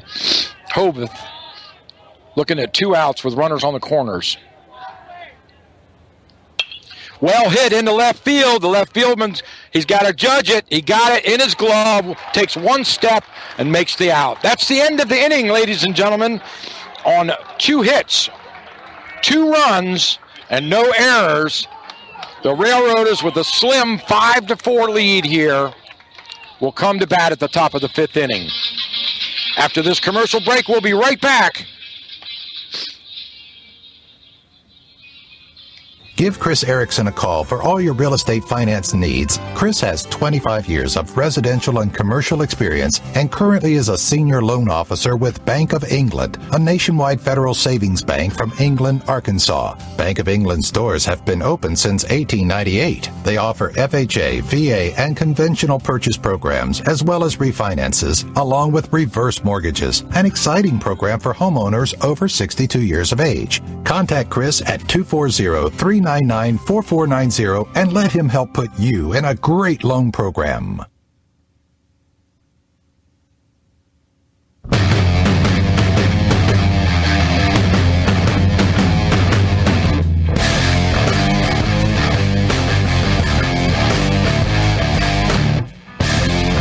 Welcome back, ladies and gentlemen. We want to thank our game sponsors for making this 1A state semifinal baseball game possible. That's BKC Massage and Fitness Studio, Frederick County Bank, Gettysburg Auto Auction, Nationwide Insurance, Shamrock Restaurant, Starvin' Marvin Pizza and Subs, and finally, last but not least, Thurmont Eye Care, Dr. Molly Karen and the crew up there in Thurmont. Thanks for sponsoring today's high school baseball playoff game. And now we have second baseman for the Brunswick Railroaders, number 8, Everts, the leadoff batter here in the top of the 5th with his team up by 1. Takes a ball on the first pitch from Brack. Brack still pitching his 3rd inning. He's subbed in the 3rd inning for the opening pitcher, Grogan. Here we go. 2-0. Hit right back to the pitcher. He makes the catch and throws to first in time. So a line drive. The pitcher bobbled it. It fell on the ground. He picked it up and threw to first. And that was kind of one of those stinging bat swings where you don't get a solid piece of it and the bat stings your hands, because you can see Everts holding his hands like, wow, that hurt. But as he rocketed it right at the pitcher. That'll bring Harding to the plate.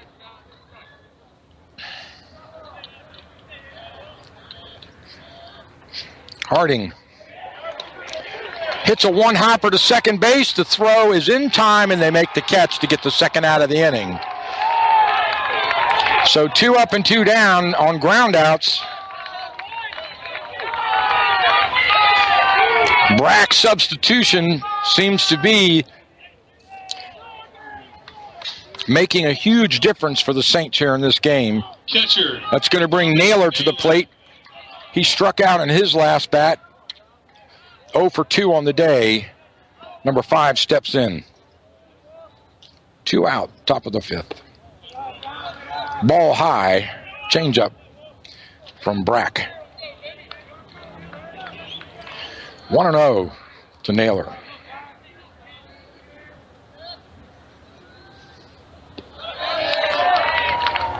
Curveball, strike 1. Low, lazy curve. Breaks left to right. Outside fastball. Ball 2. 2-1 now to Naylor. Brunswick put all 5 runs on in their first and second innings on 3 hits. Fouled away out over the dugouts and into the parking lot. Hits the top of the press box.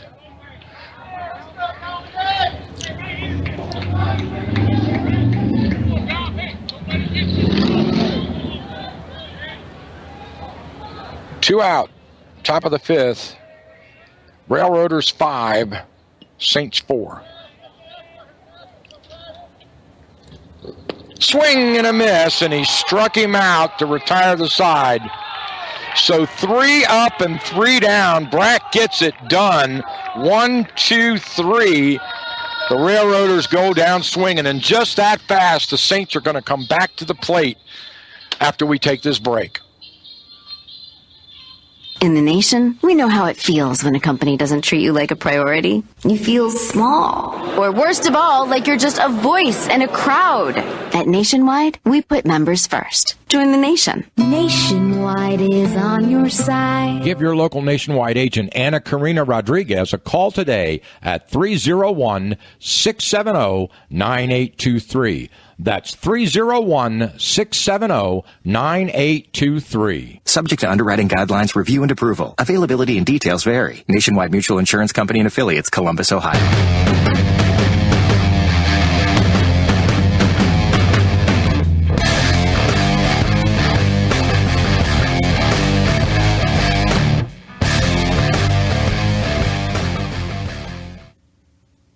All right, welcome back, ladies and gentlemen. We're here at McCurdy Field, the historic McCurdy Field, opened in the 1930s here in Frederick, Maryland, just off of Jefferson Street, where we're bringing you the 1A Maryland MPSSAA state semifinal here. 2 games being played in the semifinal for the right to move on to play at Ripken Stadium on Friday. No, check that. It's next Monday. It's Memorial Day. That's right. The game will be played, the state championship will be played Memorial Day at 12 noon, the 1A at Ripken Stadium. Stepping into the batter's box to lead off now for the St. Michael's Saints, number 14, the catcher, Chancellor. Chancellor had a single in his last at bat in the 3rd inning. Strike 1. Wanger going to distance now, pitching all 5 innings here. The bottom of the 5th. Curveball in the dirt. Naylor traps it. 1-1 the count. Saints down by 1. Tie run at the plate.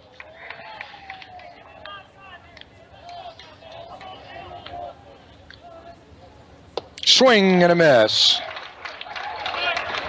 Wanger went right at him with a fastball.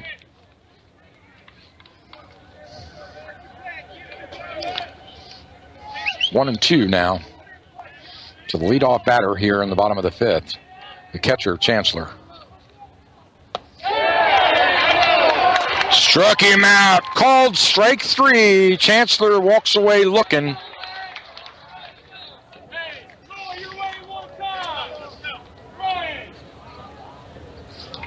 That'll bring Risher, the shortstop, to the plate. Risher, 2 flyouts in his at-bats, 0 for 2 on the day. 1 to left field, 1 to right field. Steps into the batter's box. Ball 1 to Risher.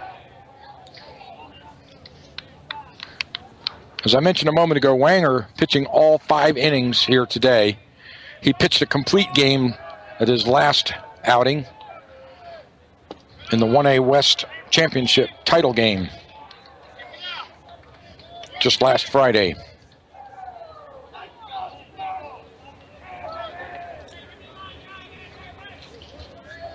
Two 2-0 the count. Fastball, strike 1. Wanger throws a hummer in there.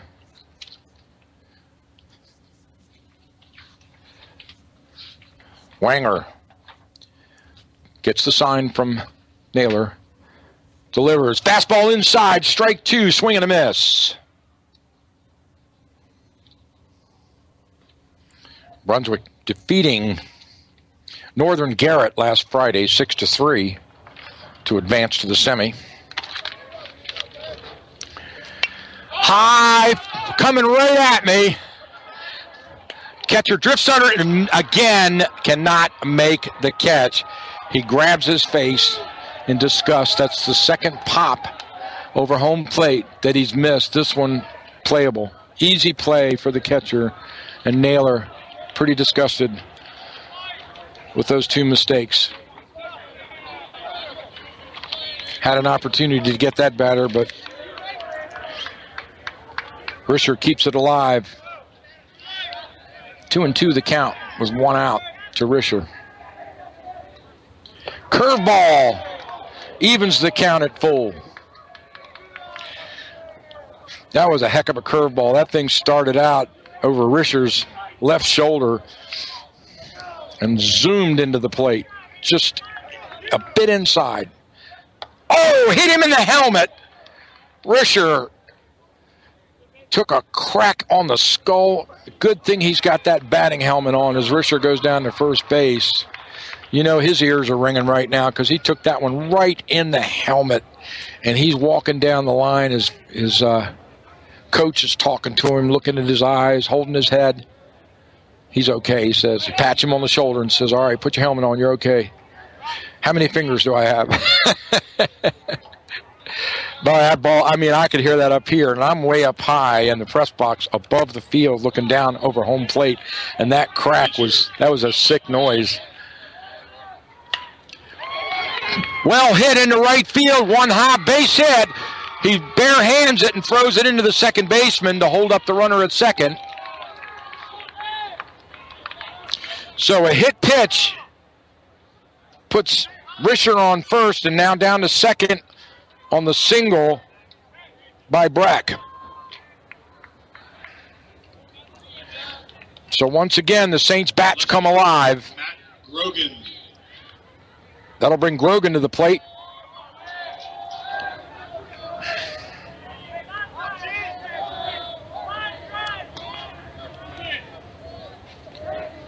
One out, runners on first and second. Grogan fouls it away.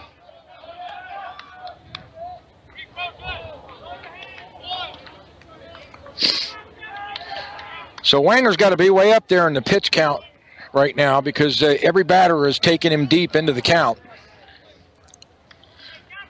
In the third, fourth, and now the fifth innings. Runner goes, tipped away again, but the runner comes back. Runner on second. They had a go on, but it's tipped away.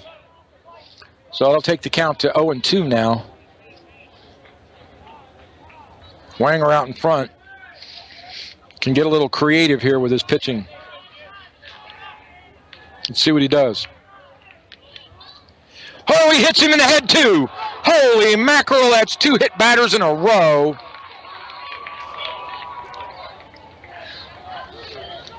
Actually, it hit him in the neck, just below the helmet. Risher trots down to first. He's okay. But the bases are loaded now with 1 out in the bottom of the fifth. Get a head start on next week's Maryland State Baseball Championship. The tie run on third. We've got timeout on the field as Coach Roger Watson walks out to talk to his players. Let's see if there's going to be a pitching change coming. With 2 hit batters in a row, Wanger looks to be, this is we've not had this kind of heat. The temps are probably in the low to mid 80s out here. The sun is fierce on that field. The players all in full sunlight. So Coach Roger elects to keep Wanger in, pats him and says, you can do it. He holds up one finger to the umpire as he walks by, I believe indicating we're going to give him one more.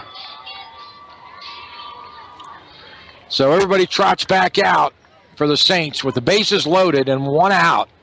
St. Michael's threatening to take their first lead of this game. Down by 1. The go-ahead run on second. Center fielder Stanford at the plate. Strike 1 to Stanford. Stanford got a single on his last at bat. Got on an error. 2 for 2 on the day.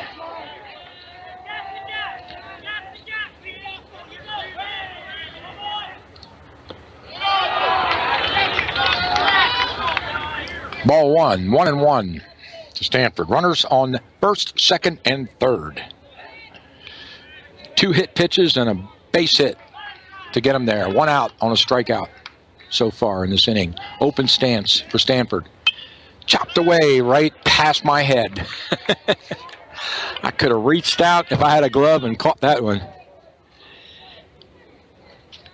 Now Naylor trots out to the mound to talk to Wanger.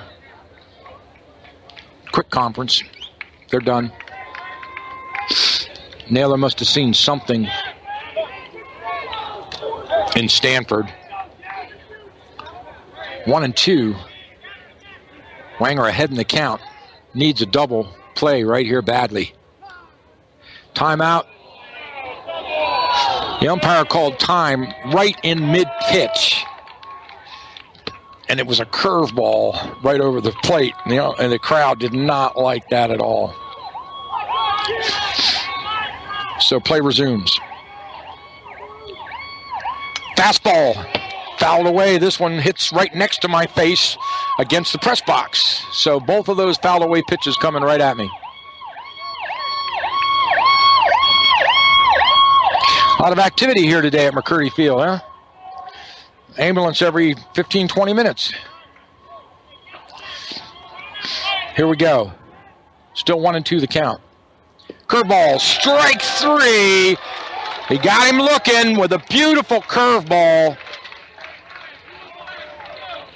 Stanford slowly walks back to the dugout, not happy with that.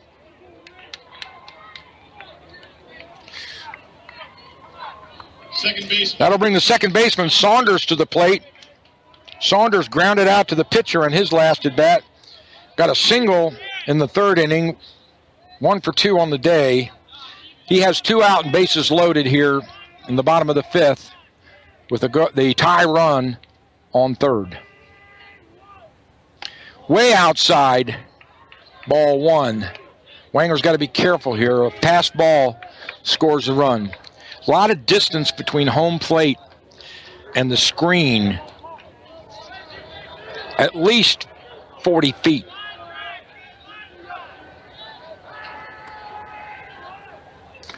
Inside, ball 2, real close, almost hit him. Saunders batting left-handed.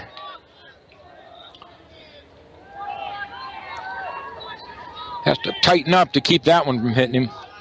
Open stance. Saunders steps in.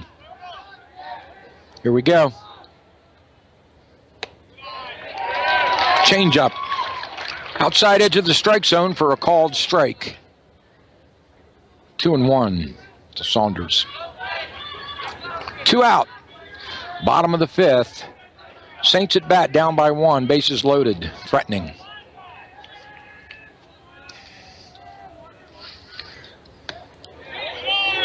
Ball inside. 3-1 now.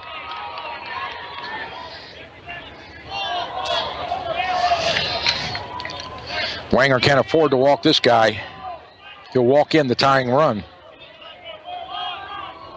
He needs to throw nothing but strikes down the middle and challenge him. That's what he does. Saunders just started to throw the bat and run down to first. He thought that was outside a ball, and the umpire said, "Come on, let's go." Umpire says, "Get in the box and hit." Strike 2, full count now. Doesn't get any better than this. 2 out, bases loaded, full count to Saunders. Gut check time. Ball 4 inside, he walks in the tie run. So Saunders clapping his hands, knowing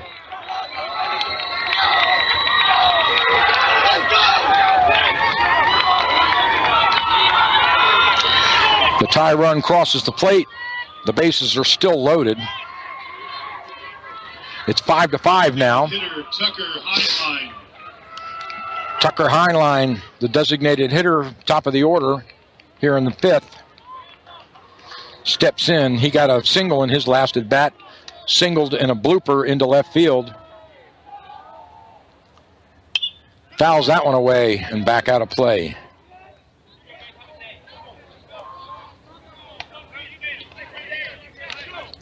Tie game, 5 apiece. 2 out, bottom of the 5th. Bases loaded. Go ahead run on third. Swing and a miss. Wanger went with a changeup way outside. And Heinlein went up way out after it. Not even close. 0-2 the count. Let's see what Wanger gives him here. Curveball. Oh, the crowd wanted a strike. The catcher held that ball for at least 5 seconds and didn't move his glove motionless. And the umpire says ball. 1-2 to count now. That looked good. That looked good. Now Heinlein steps out. Timeout. Crowd getting on him. He steps in now. We're ready. Curveball. Ball 2. 2-2 to Heinlein. Wanger has to be careful here.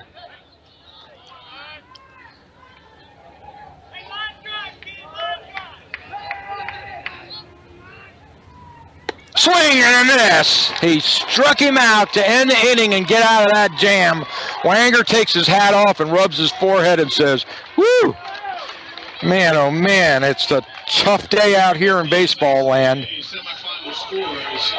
So 3 strikeouts for Wanger in this inning to get out of trouble, but not until the St. Michael's Saints tie it up on 1 hit and 1 run. They leave 2 runners stranded with no errors to end 5 complete innings. We'll move to the top of the 6th, which will bring the Brunswick Railroaders to bat, and leading off for the Railroaders will be Babiak, McCormick, and Dingus after we return from this commercial message. Gettysburg Auto Auction is experiencing another record sales year and needs additional inventory and buyers for this Thursday night sale. If you're a new or used car dealer and are tired of the expense and hassle of those huge dealer auctions, it may be time to try this little public auction where prices match the big guys and expenses are 50% less. Last Thursday's sale included a 2012 Chevy Malibu with 42,000 miles for just $8,500, a beautiful 06 Ford F-150 for an incredible $5,300, and a 2010 Jeep Grand Cherokee for $8,400. Gettysburg Auto Auction still has the lowest fees of any auction and the highest customer satisfaction record possible. Couple those with our exclusive bid drive-by program where you get to drive your car before you buy it. And Leftover Fridays where you can drive any vehicle and buy it on the spot. And Gettysburg Auto Auction is a totally unique auto auction. Gettysburg Auto Auction is located at the Steinware exit on Route 15, just north of the Maryland line. For a sampling of inventory and policy guidelines, go to gettyauto.com. Gettysburg Auto Auction, still the little auction breaking all the records for awesome deals in 2016.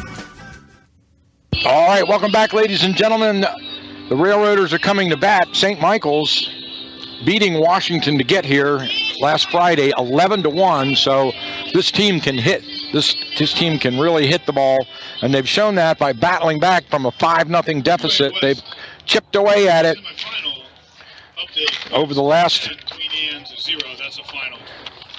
Well, final on Williamsport. Williamsport will take a trip to the state title in the 2A. They've defeated Queen Anne 6-0. That'll bring the leadoff batter for the Railroaders to the plate. Tyler Babiak takes a called strike.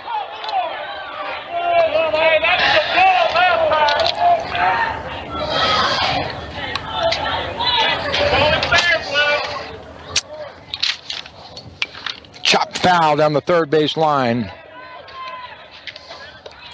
Railroaders, ever since Brack came in to pitch, Brack throwing a lot of junk, and the Railroaders unable to solve that equation.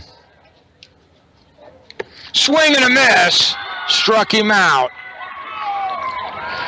So Babiak leads off the 6th. Designated hitter, Connor McCormick. That's 5 strikeouts in 4 innings for Brack. Swing and a miss to McCormick. Railroaders just having fits trying to put the wood on the ball against Brack. 1-1 to McCormick. McCormick struck out in his last at bat with a triple in the 2nd inning when they got that 3-run rally. That one tight inside, called strike.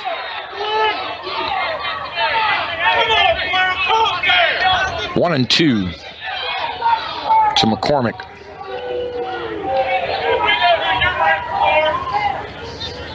Crowd getting all over the umpire, but it's tough because Brack throws a lot of movement pitches. Reached down and got it, chopped to the shortstop. He gloves it, throw to first in time. And that's the second out of the inning, so 2 up, 2 down.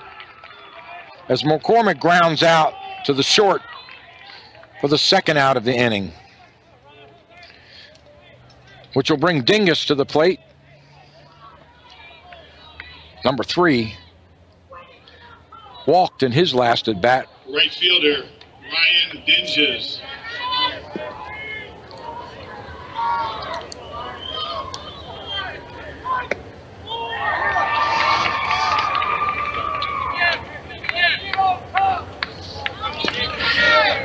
Unbelievably, the Brunswick Railroaders scored 5 runs on 3 hits and 3 errors in the first 2 innings of this game. And since Brack came in the 3rd inning, they have been unable to get anything going. 3 up and 3 down in the 5th.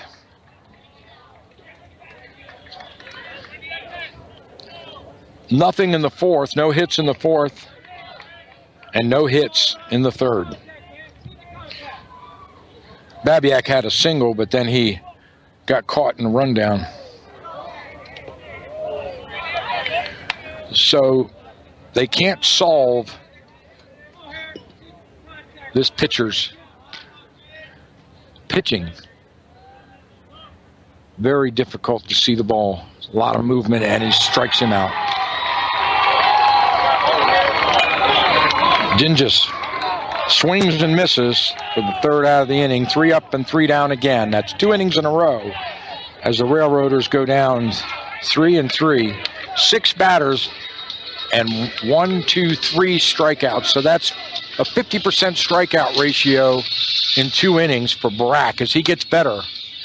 And the Railroaders seem to have trouble figuring him out. So we'll step aside as the St. Michael's Saints will come to the plate, tied up at 5 apiece here in the bottom of the 6th. We'll be right back after this message. Visit the Shamrock today. The Shamrock is located on Route 15, just a mile north of Thurmont. That's the Shamrock Restaurant for good food and some warm Irish hospitality. Tell them WTHU sent you. Is more fun than a barrel full of leprechauns.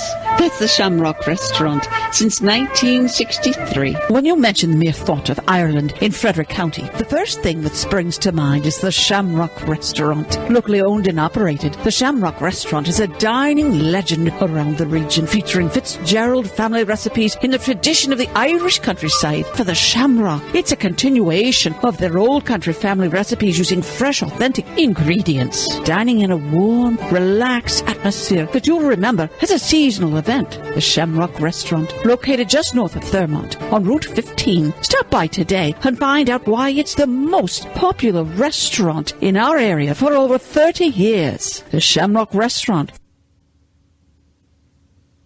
That's right, the historic Shamrock Restaurant located just north of Thurmont, an Irish dining tradition in Frederick County. So that's going to bring to the plate for the Saints. Leadoff batter batting left-handed. Number 25, Parks, who struck out in his last at-bat, leads off.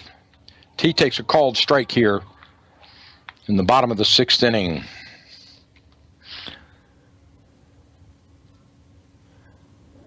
Steps in. Kick and delivery. Goes outside, chops that one foul. 0-2 the count to Parks.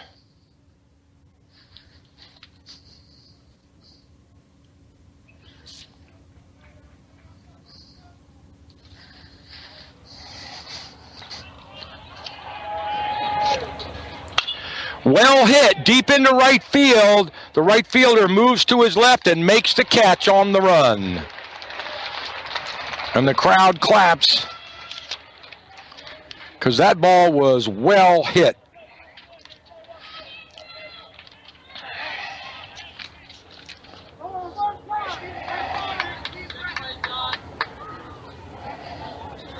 That'll bring Hoveth to the plate, the third baseman. He popped out to left field in his last at bat. He chops that one to the third baseman, makes the glove, throw to first in time, plenty of time. 2 up, 2 down. That was the third baseman, Nathan Howard. Stepping in for the Saints, the catcher, C.J. Chancellor. Chancellor comes to the plate now. With 2 outs now. Chancellor struck out in his last at bat.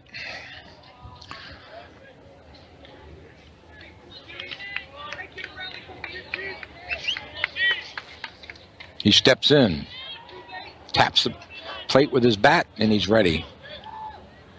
Delivery, fastball, strike 1. To the Saints catcher. 0-1, 2 out. Bottom of the 6th, curveball. Chancellor backs out. That one comes sailing inside. Chin music. 1-1 the count.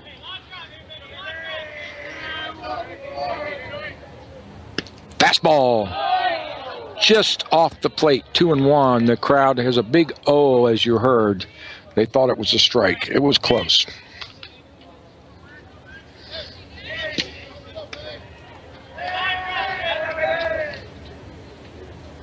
Fastball chopped up in the air and out of play, right into the dugout. They can't get to it in time. The first baseman comes up about 4 feet short of making the glove on that one, right on the gravel in front of the Brunswick dugout. Railroaders first baseman Tyler Babiak almost able to get there, but the count goes to 2-2 now with 2 out in the bottom of the 6th.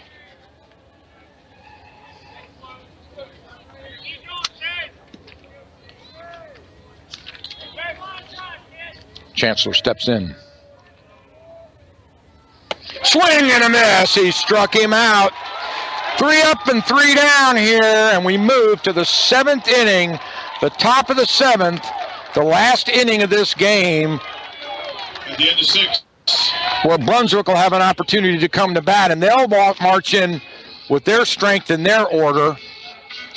Back at the top, they'll have Keene, Walls, and Wanger to lead off there in the top of the 7th.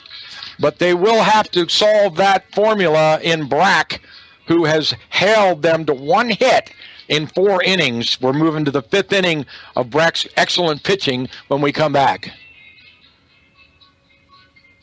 Remember the scenes at the Frederick Fairgrounds last year of thousands of people smiling, carrying bags of free groceries with fresh haircuts and family photo portraits tucked under their arms, and of free medical and dental checkups, music, and kids' fun zones? Summer is coming, the garden is growing, and it's time to plant some more hope. Planting Hope returns to the Frederick Fairgrounds Saturday, June 4. Doors open at 10 a.m. Anyone can receive free health and dental services, haircuts, family portraits, a hot lunch, and free groceries. There will be a huge children's play area for the kiddies, prayer and care for all guests, music, and entertainment. Located just off East Patrick Street in Frederick at the Fairgrounds, Planting Hope is an example of the immense heart of our community, with over 40 churches, nonprofits, local government organizations, and volunteers coming together every year to serve. Check out our Facebook page, Planting Hope Frederick, or our website at plantinghopefrederick.com for more information, or go to find out how you can be part of this amazing community outreach event. We hope to see you there. Planting Hope, Saturday, June 4th, a day of hope, love, and compassion.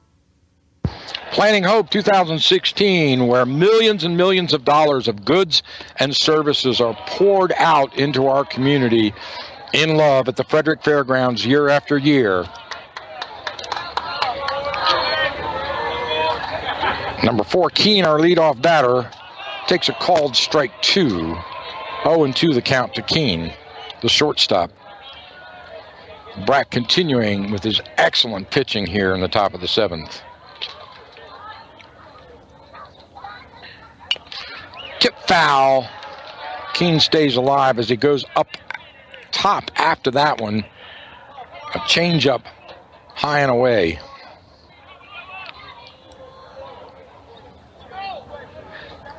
Brack winds and delivers.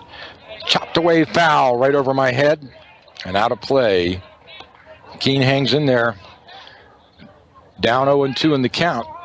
Leadoff batter here in the top of the 7th. Keene walked in his last at bat. Ball outside. Keene 3 for 3 on the day. He got a single, a base hit bunt, and a walk in the 4th. Trying to keep that streak alive. Swing and a miss. He struck him out. Fastball inside. Caught him guessing change. And Keene goes down in the top of the 7th. Center fielder, swinging. Justin Walls.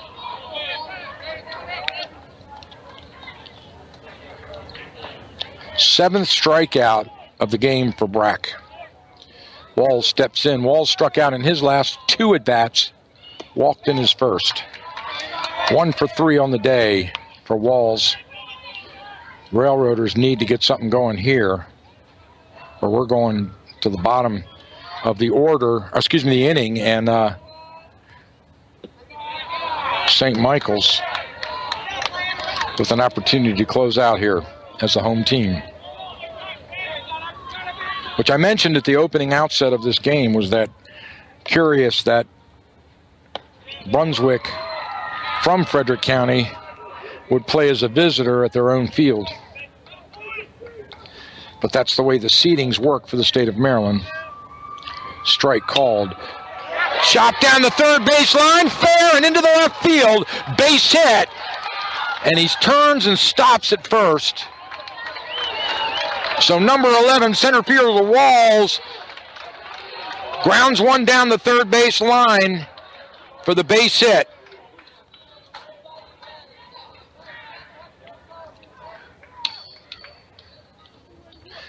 The go-ahead run on first now. The Saints coach and players all converge on the mound for a conference. We've got time out on the field here. Scientifically shown to help refuel muscles. I think they're going to discuss how to treat Andrew Wanger, who is arguably one of the best hitters in the state of Maryland yet. Today, he's popped out, walked, and grounded out. So he's 1 for 3 on the day, not having a great day at the plate, especially after his prolific batting and base running against Northern Garrett, a 2-run homer, a shot over left field, and then 6 stolen bases in that game.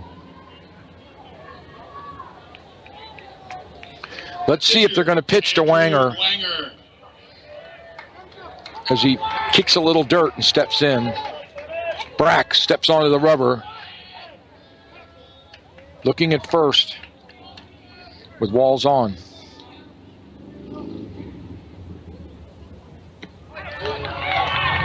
Changeup called strike to Wanger.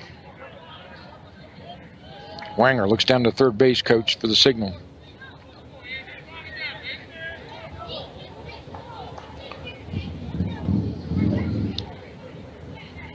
Throw to first, the runner goes, the throw down to second, too high, they don't get him. And so Walls gets the steal to move into scoring position on second base. But that was a good throw to first by Brack. That left-hander's motion to first looks like he's pitching to the home plate, and the runner just got caught out in space, had to go. He knew he couldn't get back in time, so he made a command decision to sprint down to second, and he was he was dead meat. But the throw from the first baseman to second on the pitch out was too high. The second baseman had to go up on a stepladder to keep it down, and that moves the go-ahead run into scoring position. And now they put Wanger on. They walk him intentionally, and they put Wanger on.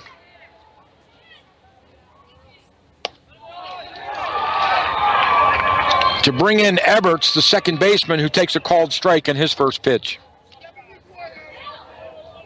Eberts grounded out to the pitcher in his last at bat. Had a base hit in the second inning. Well hit, base hit into right field in the gap. Wanger turns and goes to third. There's the throw. Throw comes home. Runner is out. They got the runner coming home. He's tried to slide in and take the catcher out. Beautiful throw from the right fielder home to cut off Walls at the plate.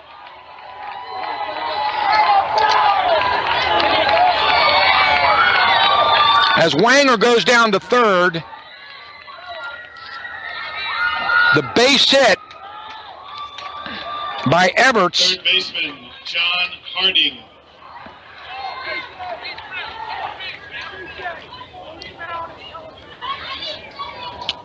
Almost scores the run, but on an excellent defensive throw from right field,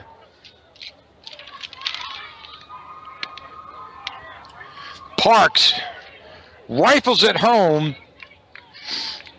and hits the catcher right on the baseline about 2 feet in front of home plate. And we had a collision at home plate between Walls and Chancellor. And Chancellor won that one as he held on to the ball.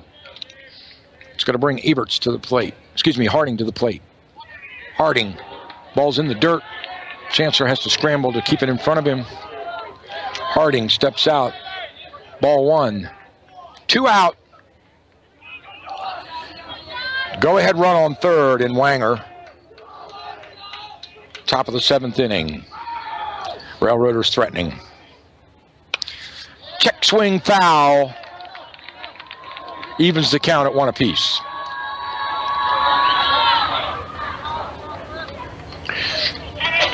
Harding grounded out to second base in his last at bat. 1 for 3 on the day. He steps in.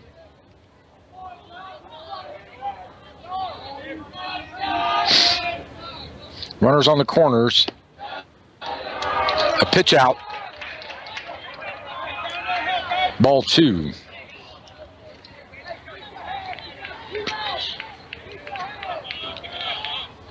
So for the first time in this game, Railroaders able to get a little something going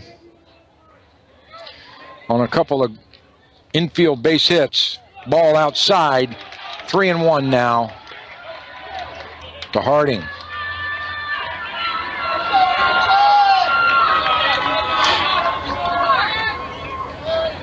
But unable to score as of yet. Still tied at 5 apiece. The pitch. Way inside, and he walks him. And Harding slings his bat down to the dugout as he walks patiently down to first base. So we've got a great one here. Top of the 7th, tie game, 5-5, bases loaded, 2 out. And we've got a pinch hitter coming to the plate, number 15, Austin Stockman will be pinch hitting. The pinch hitter for Brunswick, number 15, Austin Stockman. Stockman will be pinch hitting.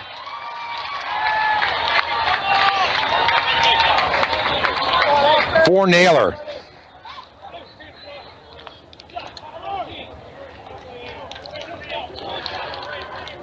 So we've got Wanger on third, Eberts on second, Harding on first. Second base, number 14, Robbie Cruz. And a pinch runner, Robbie Cruz, coming in to run on second base. The go-ahead run, Wanger on third. Ball outside. Stockman pinch hitting now for Naylor with his team tied at 5 apiece. Bases loaded, 2 out, top of the 7th. A real gem. Strike 1, outside edge of the strike zone. 1-1 the count to Stockman. Clutch at bat for this pinch hitter now. He looks outside and takes it, check swing, ball 2, 2-1. Stockman patiently looks down. Third base line at his coach, waggled his bat a bit, taps the plate and steps in. Fouled away out over the dugout.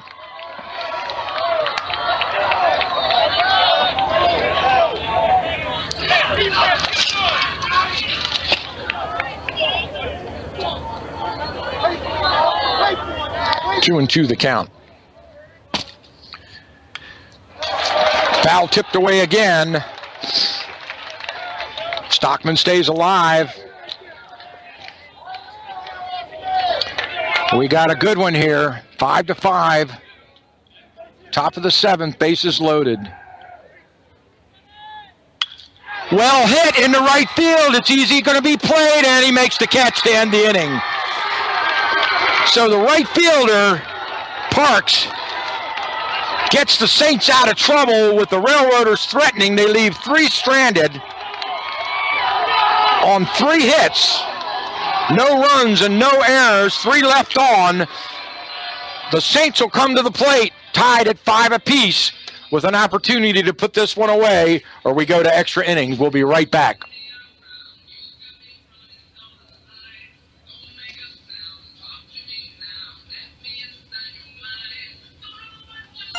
Hello, I'm Jerry Stewart. Memorial Day is a day set aside to remember, to honor all who have served in military, past and present. So join me on this station for my all-new Memorial Day tribute program, One Final Salute, where the World War II vets themselves will be telling their own true stories. It's my all-new Memorial Day program, One Final Salute. On this station, please join me. Tune in Memorial Day, Monday, May the 30th at 12 noon to hear this special tribute to those who made the ultimate sacrifice for our country. Take this opportunity to say thank you to all of those serving in our military here throughout the region, our county, and our country. Thank you for your service, and especially to those who gave so much here as we head towards Memorial Day weekend. A 3-day holiday weekend coming up. And this is baseball at its finest. The last at bat of the game here at McCurdy Field. The Saints with a chance. The leadoff batter, Risher. The shortstop. Stepping in for the Saints, the shortstop, Andrew Risher. For St. Michael's will lead off. Risher was hit by a pitch in his last at bat. 2 pop outs, 1 for 3 on the day. Risher steps in. Wanger going the distance. Fastball high and inside, ball 1. The bottom of the 7th, tie game, 5 apiece here at McCurdy Field. Beautiful, beautiful May Day. Fouled away, back out over the press boxes and into the parking lot. You heard the crack there.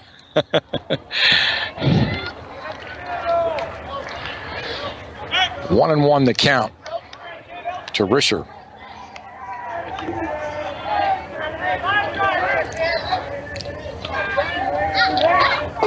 Swing and a miss. High fastball inside. Handcuff Risher a bit on that one. And the count moves to 1-2.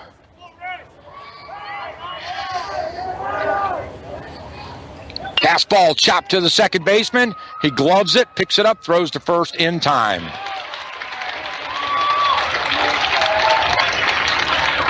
So Wanger gets the leadoff batter, Risher, to ground out to the second baseman. Pitcher. To put one away here in the bottom of the 7th. That'll bring pitcher Noah Brack to the plate. Brack with a single in his last at bat. Takes a high fastball. Batting left-handed. Brack is 2 for 3 on the day. Started out pitching in the 3rd inning. Began the game on first base. Chops this one foul. Drifts out of play and just past the light poles towards Jefferson Street. The third baseman runs it down, rifles it back to the pitcher. Guy's got some arm strength. Phew. He threw that ball 50 yards on a rope. barely even moved. Wanger delivers. Chopped away, just about the same location. This one goes out into Jefferson and bounces right in front of a car. The guy slammed on his brakes like, what was that? It hopped, 2 feet in front of his grill in the pavement. 1-2 now. Wanger out in front of Brack. Changeup has Brack going after it. He chops it foul down the first base line and stays alive.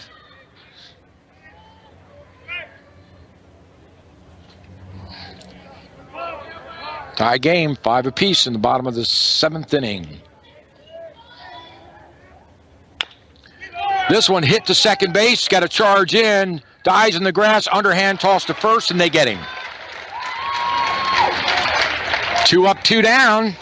Wanger's got him grounding out now. Second baseman getting a lot of work in this inning. Left fielder, Matt Grogan. Everett staying busy. That'll bring Grogan to the plate. Grogan started out pitching in the first 2 innings and then moved to second base. Grogan was hit by a pitch in his last at bat. Got on a walk and struck out in his first at bat. So Grogan, 2 of 3 on the day, comes to bat with 2 out in the bottom of the 7th. We could go to extra innings with an out here. Swing and a miss. Foul tip back into the glove of the catcher. Strike 1 to Grogan.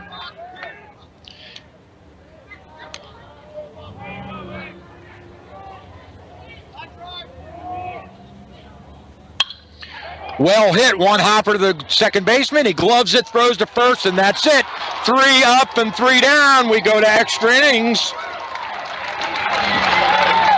Second baseman made all 3 outs in this 7th inning.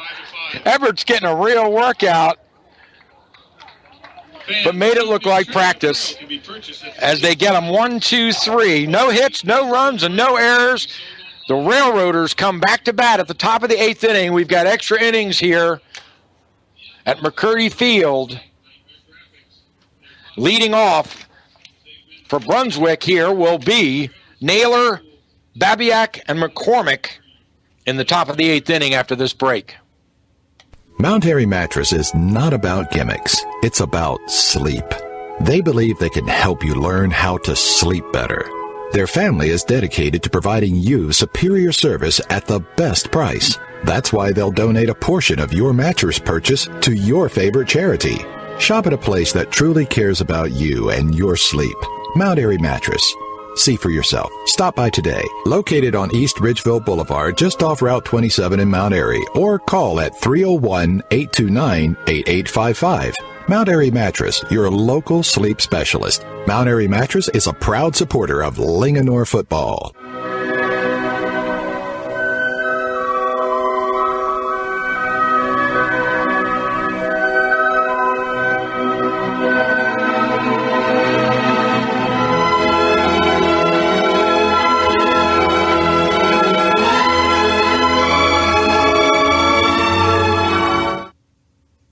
All right, welcome back. Because of the substitution, the pinch hitter with Stockman pinch hitting for Naylor, that means Tyler Babiak will lead off.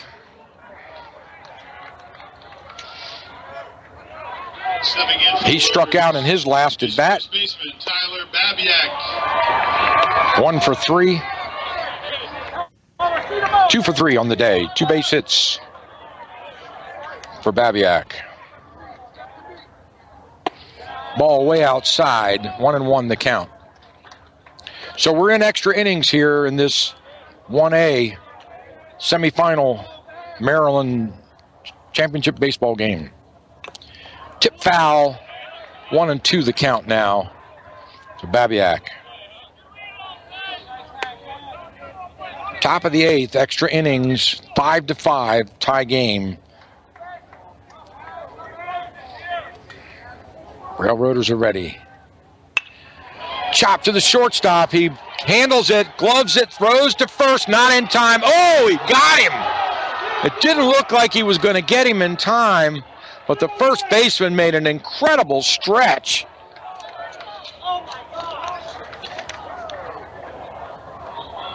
What a play by number 26, Designated hitter, Nick Newnham, to bring that ball down and to get that inning, that out. That's going to bring the designated hitter, McCormick, to the plate. McCormick grounded out in his last at bat. 1 of 3 on the day.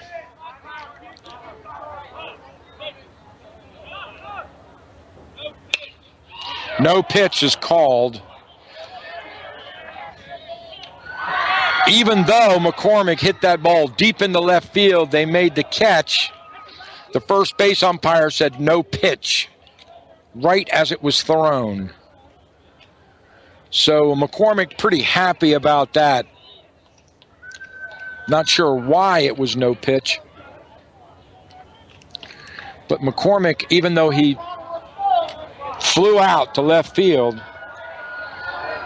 now the umpire walking to the Saints dugout, explaining to the Saints coach what just happened.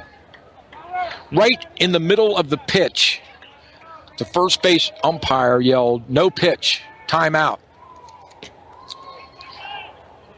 But the pitcher had already committed the motion, and the batter had already committed the swing, and it was a fly ball to left field. But we go back and reset. 0-0, and the first pitch is a ball outside, as Brack decided he wasn't going to give that same pitch back to McCormick after he walloped it to left field.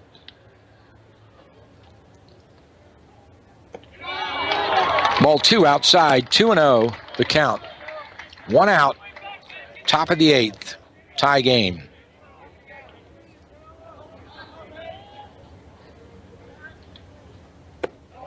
Ball 3 outside.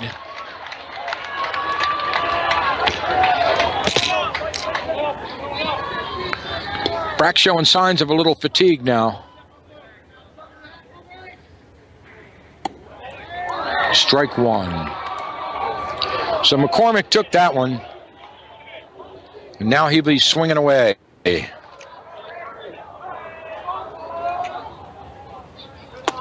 Ball 4 outside.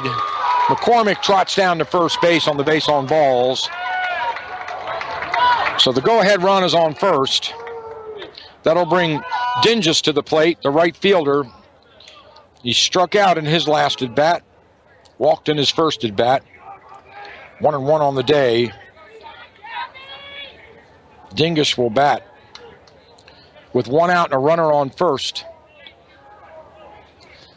The go-ahead run is on first base now. Attention, please. Pinch hitting for the Railroaders, number 20, James Marker. And now we've got a pinch hitter in for Dingus. Just announced. Oh, and a pass pitch. The runner goes down to second, standing up. The catcher can't get that one, and it goes by him. So a ball to the batter.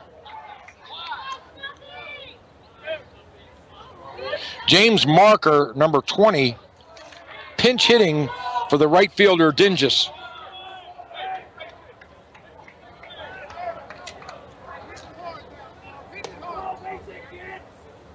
Runner on second now in scoring position. Marker chops it into the right field. It could drop, and it's out of play. Just a foot to the right of the right field baseline. That looked like it had blue pit all over it. But not so, as Marker walks back down to home plate.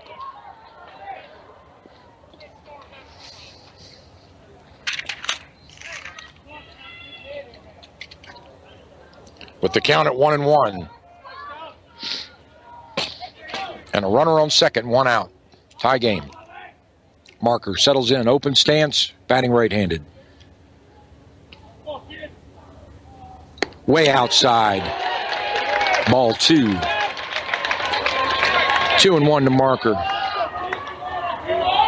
Marker takes a deep breath.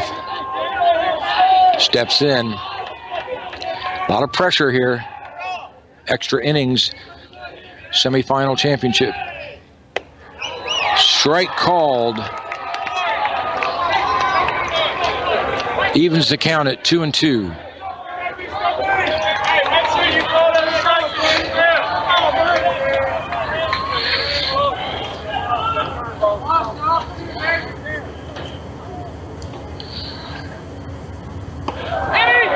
Way inside, almost hit him. He had to get out of the way. 3-2. The count goes full now. To Marker. Marker slaps his helmet, looks at his bat, and steps in.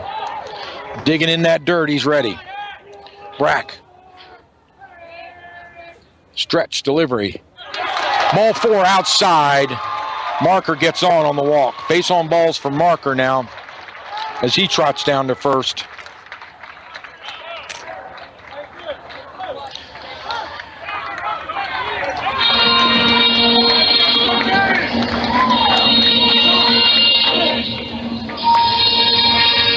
So timeout on the field as they huddle up on the pitcher's mound.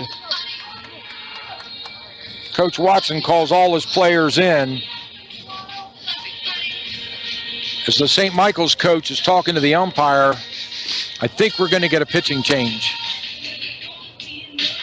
Number 10 stepping in for St. Michael's, and Brack is coming off to a cheer from the crowd.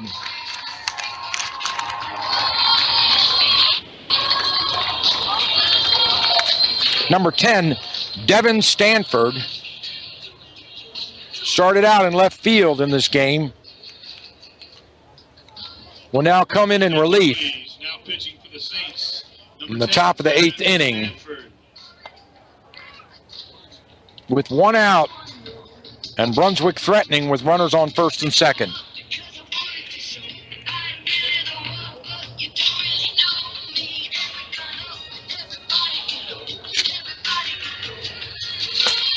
We're going to stay with you. This is exciting stuff.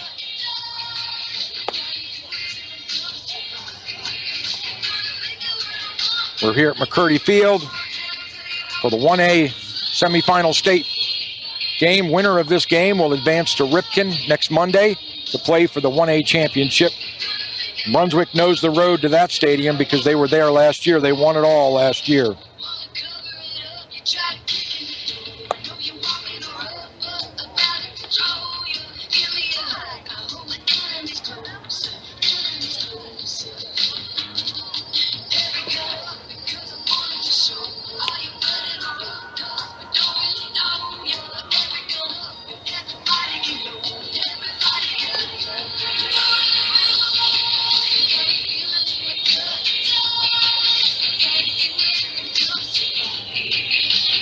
The pitcher's on the mound warming up now. Umpire's over talking to the coaches.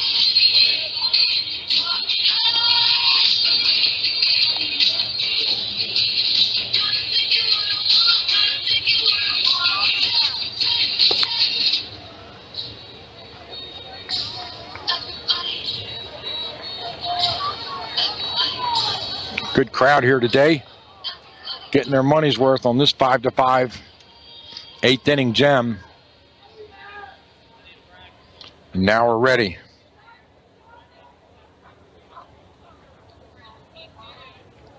Your attention, please, for the Saints. Moving over to first base, number 27, Noah Brack. And re-entering in center field, number 3, Luke Cummings. So we've got some substitutions now for the Saints. Number 10 in for Brack, as we mentioned earlier, the pitcher Devin Stanford. And Cummings moves to center field now. Luke Cummings. And our batter at the plate. Lead off, top of the order batter, number 4, Keene, the shortstop. Will bat here in the top of the 8th. With runners on first and second. And 1 out. The go-ahead run on second, of course, The Saints will have an opportunity to come to the plate if the Railroaders can get a lead here. The Saints, Railroaders, the shortstop, Connor the home Keene. team here. Here we go. Let's see what these guys are made of here today. This is it. It's crunch time. Gut check. Fastball inside, ball one to Keene.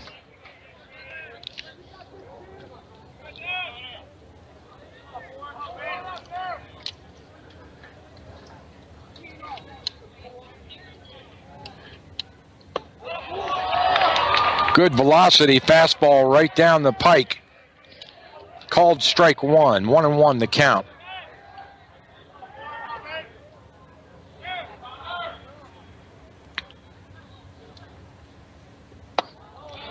Inside, ball two.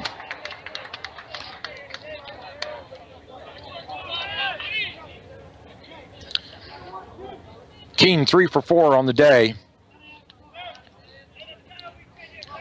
Needs to keep the ball in play right here.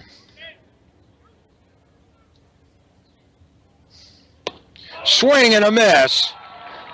Nice fastball outside by Stanford. And the count knots up at 2-2.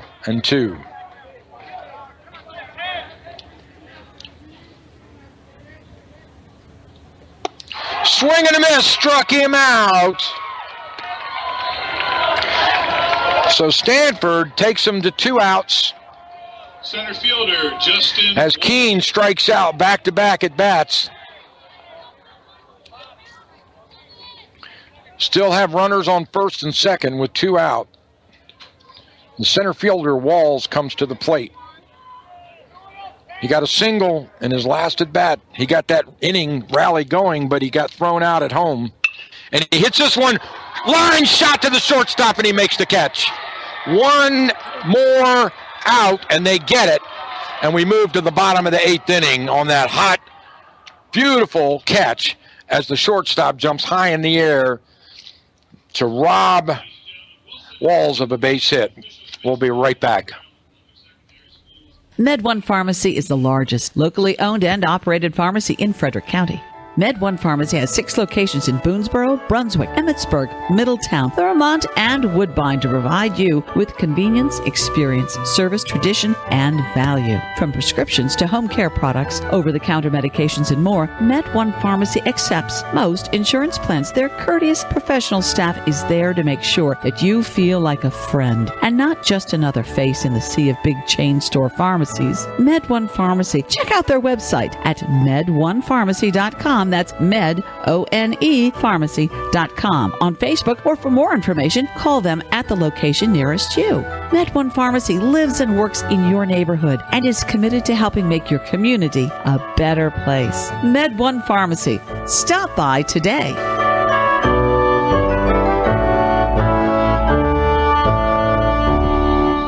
All right, welcome back, ladies and gentlemen. We're here at McCurdy Field. We're in extra innings. We are at the bottom, right here, and we're at the bottom of the 8th inning. With St. Michael's coming to the plate, it is now a war. At the end of 8 complete innings, we are tied at 5-5.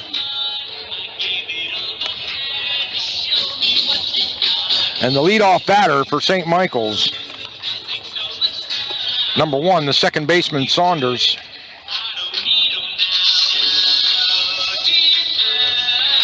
No, I'm sorry. The new pitcher, Stanford, Devin Stanford, number 10, will lead off. On deck is Saunders. And then Heinlein in the circle. Attention, please. Now pitching for the Railroaders, number 25, Zach Hefner. And Wanger has been replaced now on the pitcher's mound. We have a substitution at pitcher for the Railroaders. Number 25 comes in relief. Zachary Hefner will pitch now for the Railroaders as Wanger takes 7 innings, of fine performance from that excellent ball player. Leading off for the Saints in the bottom of the 8th. The pitcher, Devin Stanford. Devin Stanford, center fielder, struck out in his last at-bat. He's 2 for 3 on the day.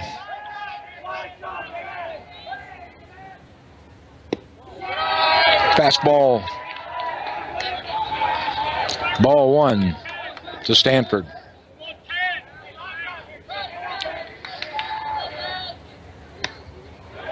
Strike. 1-1. Interesting scenario here. You've got 2 relief pitchers facing each other, lead off, bottom of the 8th. Reliever to reliever to start it out. A 1-hopper changeup on the outside.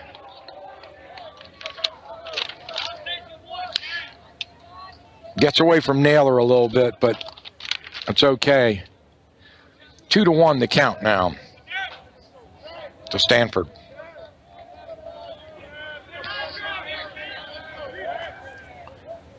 Oh, well hit deep into left field.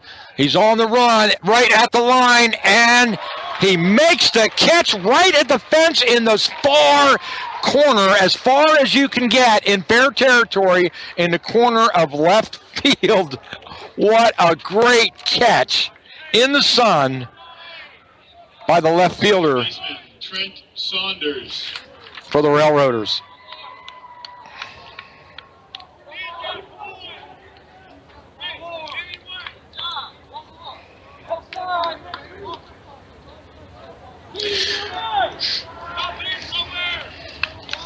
So a deep fly out to left field by Stanford brings Saunders to the plate here in the bottom of the 8th. He hits this one into center field, settles underneath it, and makes the catch on the run. 2 flies in a row, 2 outs in a row. 1-2, we go back around to the top of the order. And Heinlein will come to the plate. Number 19, with 2 out in the extra innings, bottom of the 8th. Batting right-handed, he struck out in his last at-bat.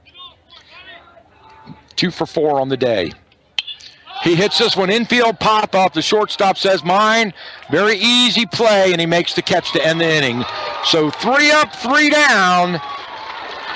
The Saints go down in order.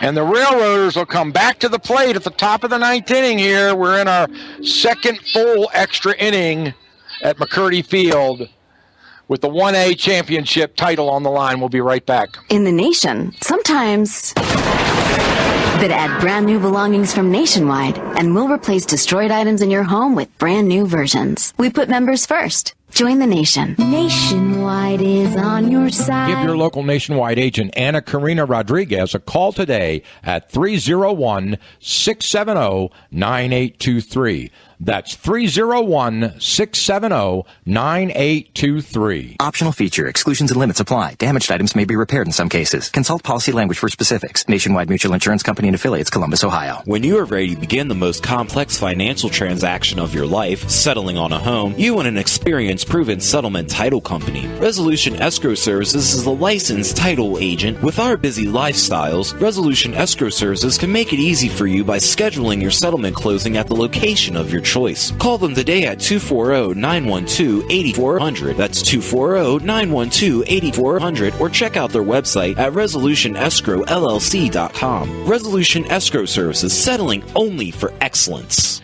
All right, welcome back, ladies and gentlemen. We're here live at McCurdy Field, where the leadoff batter for the Railroaders, stepping to the plate for Brunswick, number 7, Andrew Wanger, will lead off to start this game out.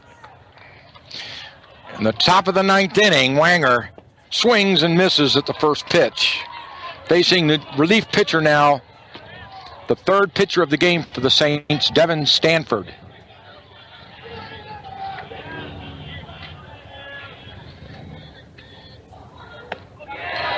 Called strike 2.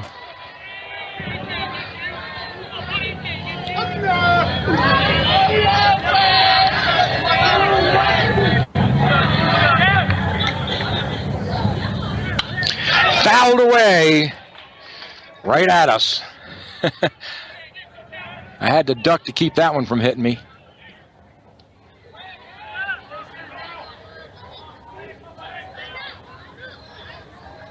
Wanger hits well, base hit into right field. A stand-up single to lead off for Wanger. He saw that one coming all the way.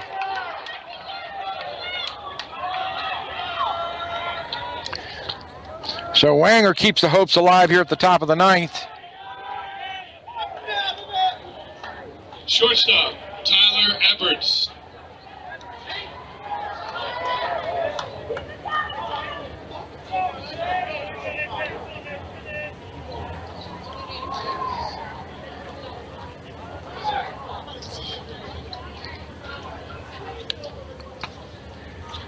And now we've got a timeout on the field.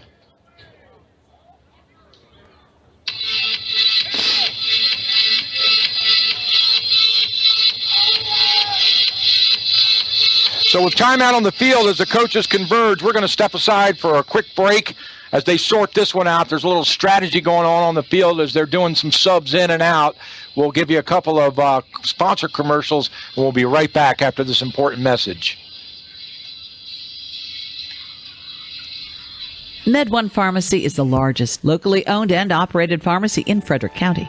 MedOne Pharmacy has 6 locations in Boonesboro, Brunswick, Emmitsburg, Middletown, Thurmont, and Woodbine to provide you with convenience, experience, service, tradition, and value. From prescriptions to home care products, over-the-counter medications, and more, MedOne Pharmacy accepts most insurance plans. Their courteous professional staff is there to make sure that you feel like a friend and not just another face in the sea of big chain store pharmacies. MedOne Pharmacy. Check out their website at med1pharmacy.com. That's med-O-N-E pharmacy.com. On Facebook, or for more information, call them at the location nearest you. MedOne Pharmacy lives and works in your neighborhood and is committed to helping make your community a better place. MedOne Pharmacy. Stop by today.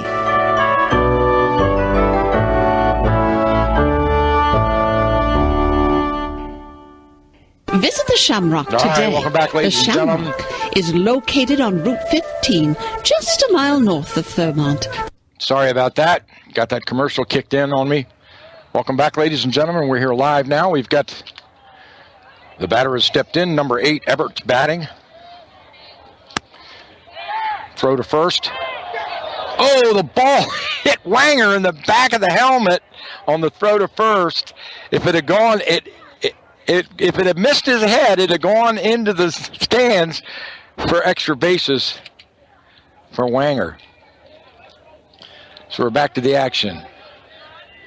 1-0 to Everts. No outs, runner on first. Top of the ninth.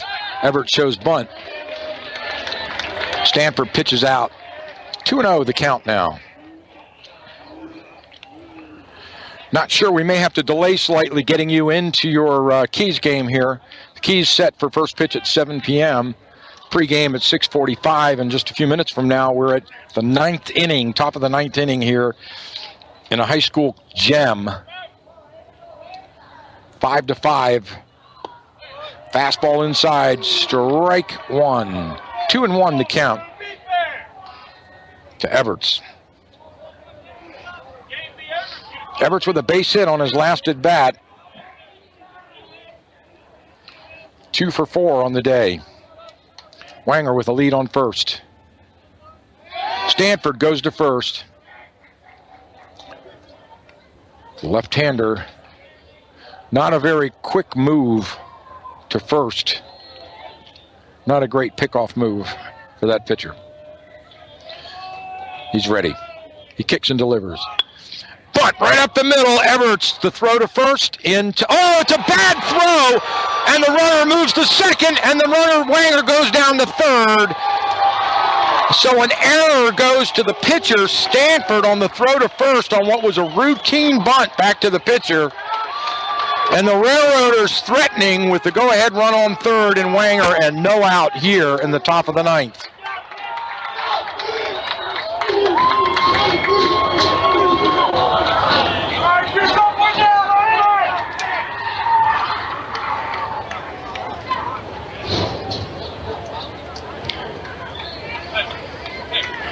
So Stanford on a bad throw to first throws it past the first baseman, and it rolls all the way to the crowd. Everts on a routine sacrifice bunt actually makes it to second base on the error. Wanger, who would have moved to third anyway on the sac bunt, comfortably into third, and that'll bring Harding to the plate, the third baseman, who bunted on in his last at bat. He swings away for a strike one.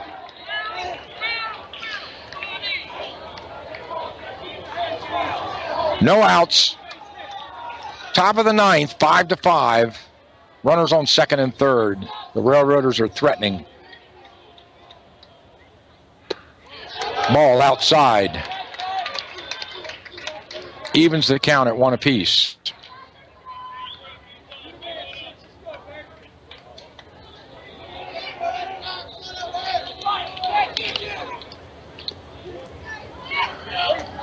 Infield in, outfield straight away. Swing and a miss. Stanford with a good high fastball. Had Harding swinging underneath it. So Stanford out in front of the count, 1-2. Delivers. Well hit, deep into center field. That'll tag up the score run. Here we go. Here's the throw in. Cut off, not in time. And Wanger slides in for the go-ahead run. So Harding delivers with a sacrifice fly deep into center field. And the Railroaders get it done to take the lead 6-5 here in the top of the ninth.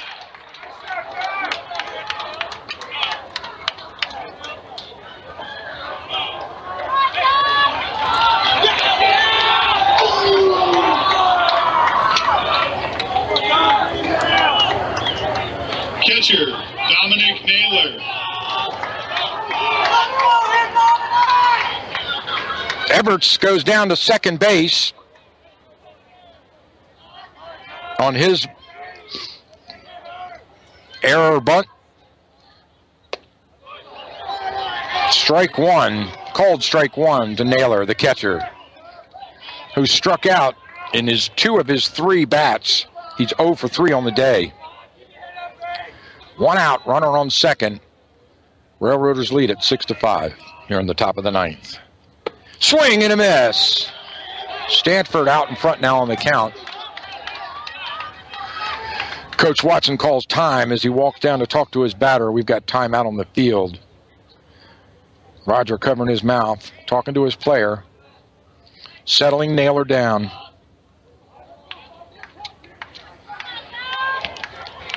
Telling him probably to guard that plate. Go get everything. Behind in the count. Naylor steps in. Swing, foul, tip, and he's out. Into the catcher's mitt. He struck Naylor out. 3rd strikeout of the game for Naylor. 2 outs now. Babiak comes to the plate. He grounded out in his last at bat.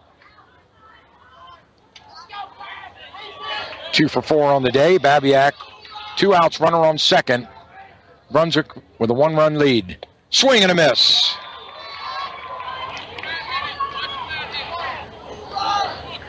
Babiak deep in the batter's box. Pulled the trigger on that one and was way too far away from the ball. Swing and miss, same thing. They're pitching him outside and he's going after it, but he's too deep in the batter's box. And those balls are breaking away from the plate, not able to get wood on them. 0-2 the count. Stanford ahead now. Foul tipped away. Babiak stays alive. 6-5. Railroaders have the lead in the top of the ninth. 2 outs. Runner on second. Top of the ninth. Swing and a miss. Struck him out. That's it. So Babiak goes down swinging for the third out of the inning, but not until the Railroaders deliver one run on one hit and one error. It's 6-5. The Saints have one more at bat in their season left. They need to get one to keep this thing alive and to prevent the Brunswick from going to Ripken for a shot at a second state title. We'll be right back. Visit the Shamrock today. The Shamrock is located on Route 15, just a mile north of Thurmont. That's the Shamrock Restaurant for good food and some warm Irish hospitality. Tell them WTHU sent you is more fun than a barrel full of leprechauns.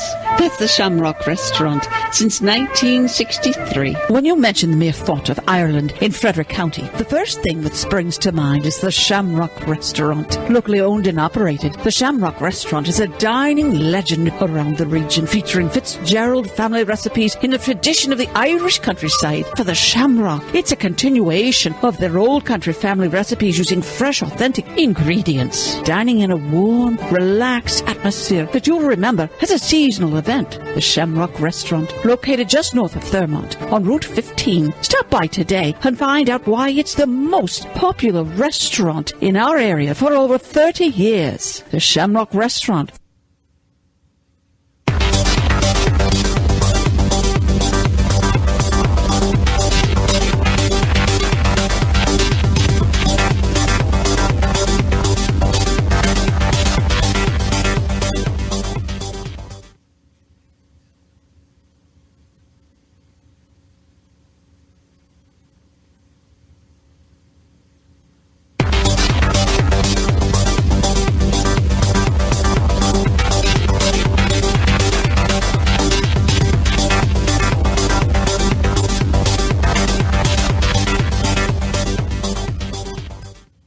All right, here we go, ladies and gentlemen. We're down to it now. This is it. It's crunch time for the St. Michael's Saints. Number 9, Seth Parks. As number 9 steps to the plate, the leadoff batter in the bottom of the ninth inning with his team down by one run.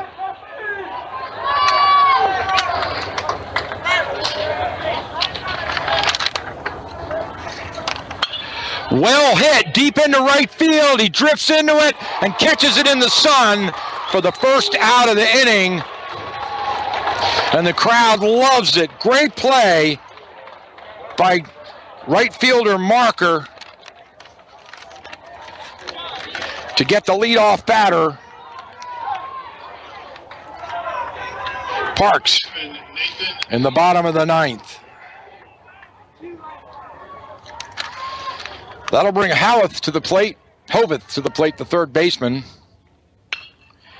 He chops it foul down the third base line. He grounded out in his last at bat.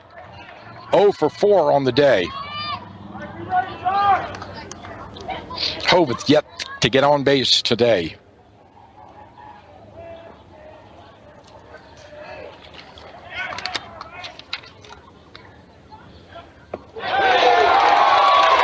Called strike. 0-1 the count to Hoveth. New pitcher on the mound for the Railroaders, Tyler Eberts, pitching in ninth inning relief. Well hit deep into center field. He stops and makes the catch in the sun again. He ran in, stopped, and had to back up a little bit, making a little misjudgment as that ball was well hit deep into center field straight away by Hoveth. So the Railroaders 1 out away from a trip to Ripken Stadium on Monday. With the catcher Chancellor and the Saints season riding on him, who struck out in his last 2 at-bats. Tyler Eberts pitching. We'll let you hear the reaction. This one foul tipped away and out over the dugout into the parking lot and out of play. Chancellor, 0-1, was 2 out. In the bottom of the ninth, Railroaders leading it by 1. Very close to putting this one away. Chancellor, the last hope for the Saints. Curveball, Oh, the crowd wanted that one. It was a beautiful curve, but the umpire says, no, sir. 1-1 the count to Chancellor. Nice curveball from Everts. Fastball outside edge of the plate. Ball 2.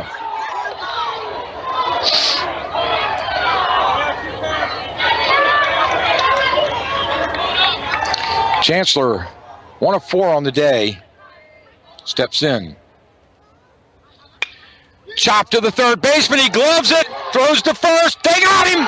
It's over, baby. The Brunswick Railroaders have dodged the bullet. And, well, let's say they dodged the train. They dodged the bullet train and pulled this one out 6-5 in the bottom of the ninth. Score, Brunswick 6. And they all meet right on the first base line for a gigantic scrum up. And now both teams walk to home plate. So congratulations to the Brunswick Railroaders. Another trip to Ripken Stadium on Monday, 12 noon on Memorial Day, May the 30th. We'll step aside real quick and get out of here so we can hand off to the Frederick Keys, who are about to begin. Thanks for listening. You're listening to AM 1450, your source for great high school sports. We'll be out of here.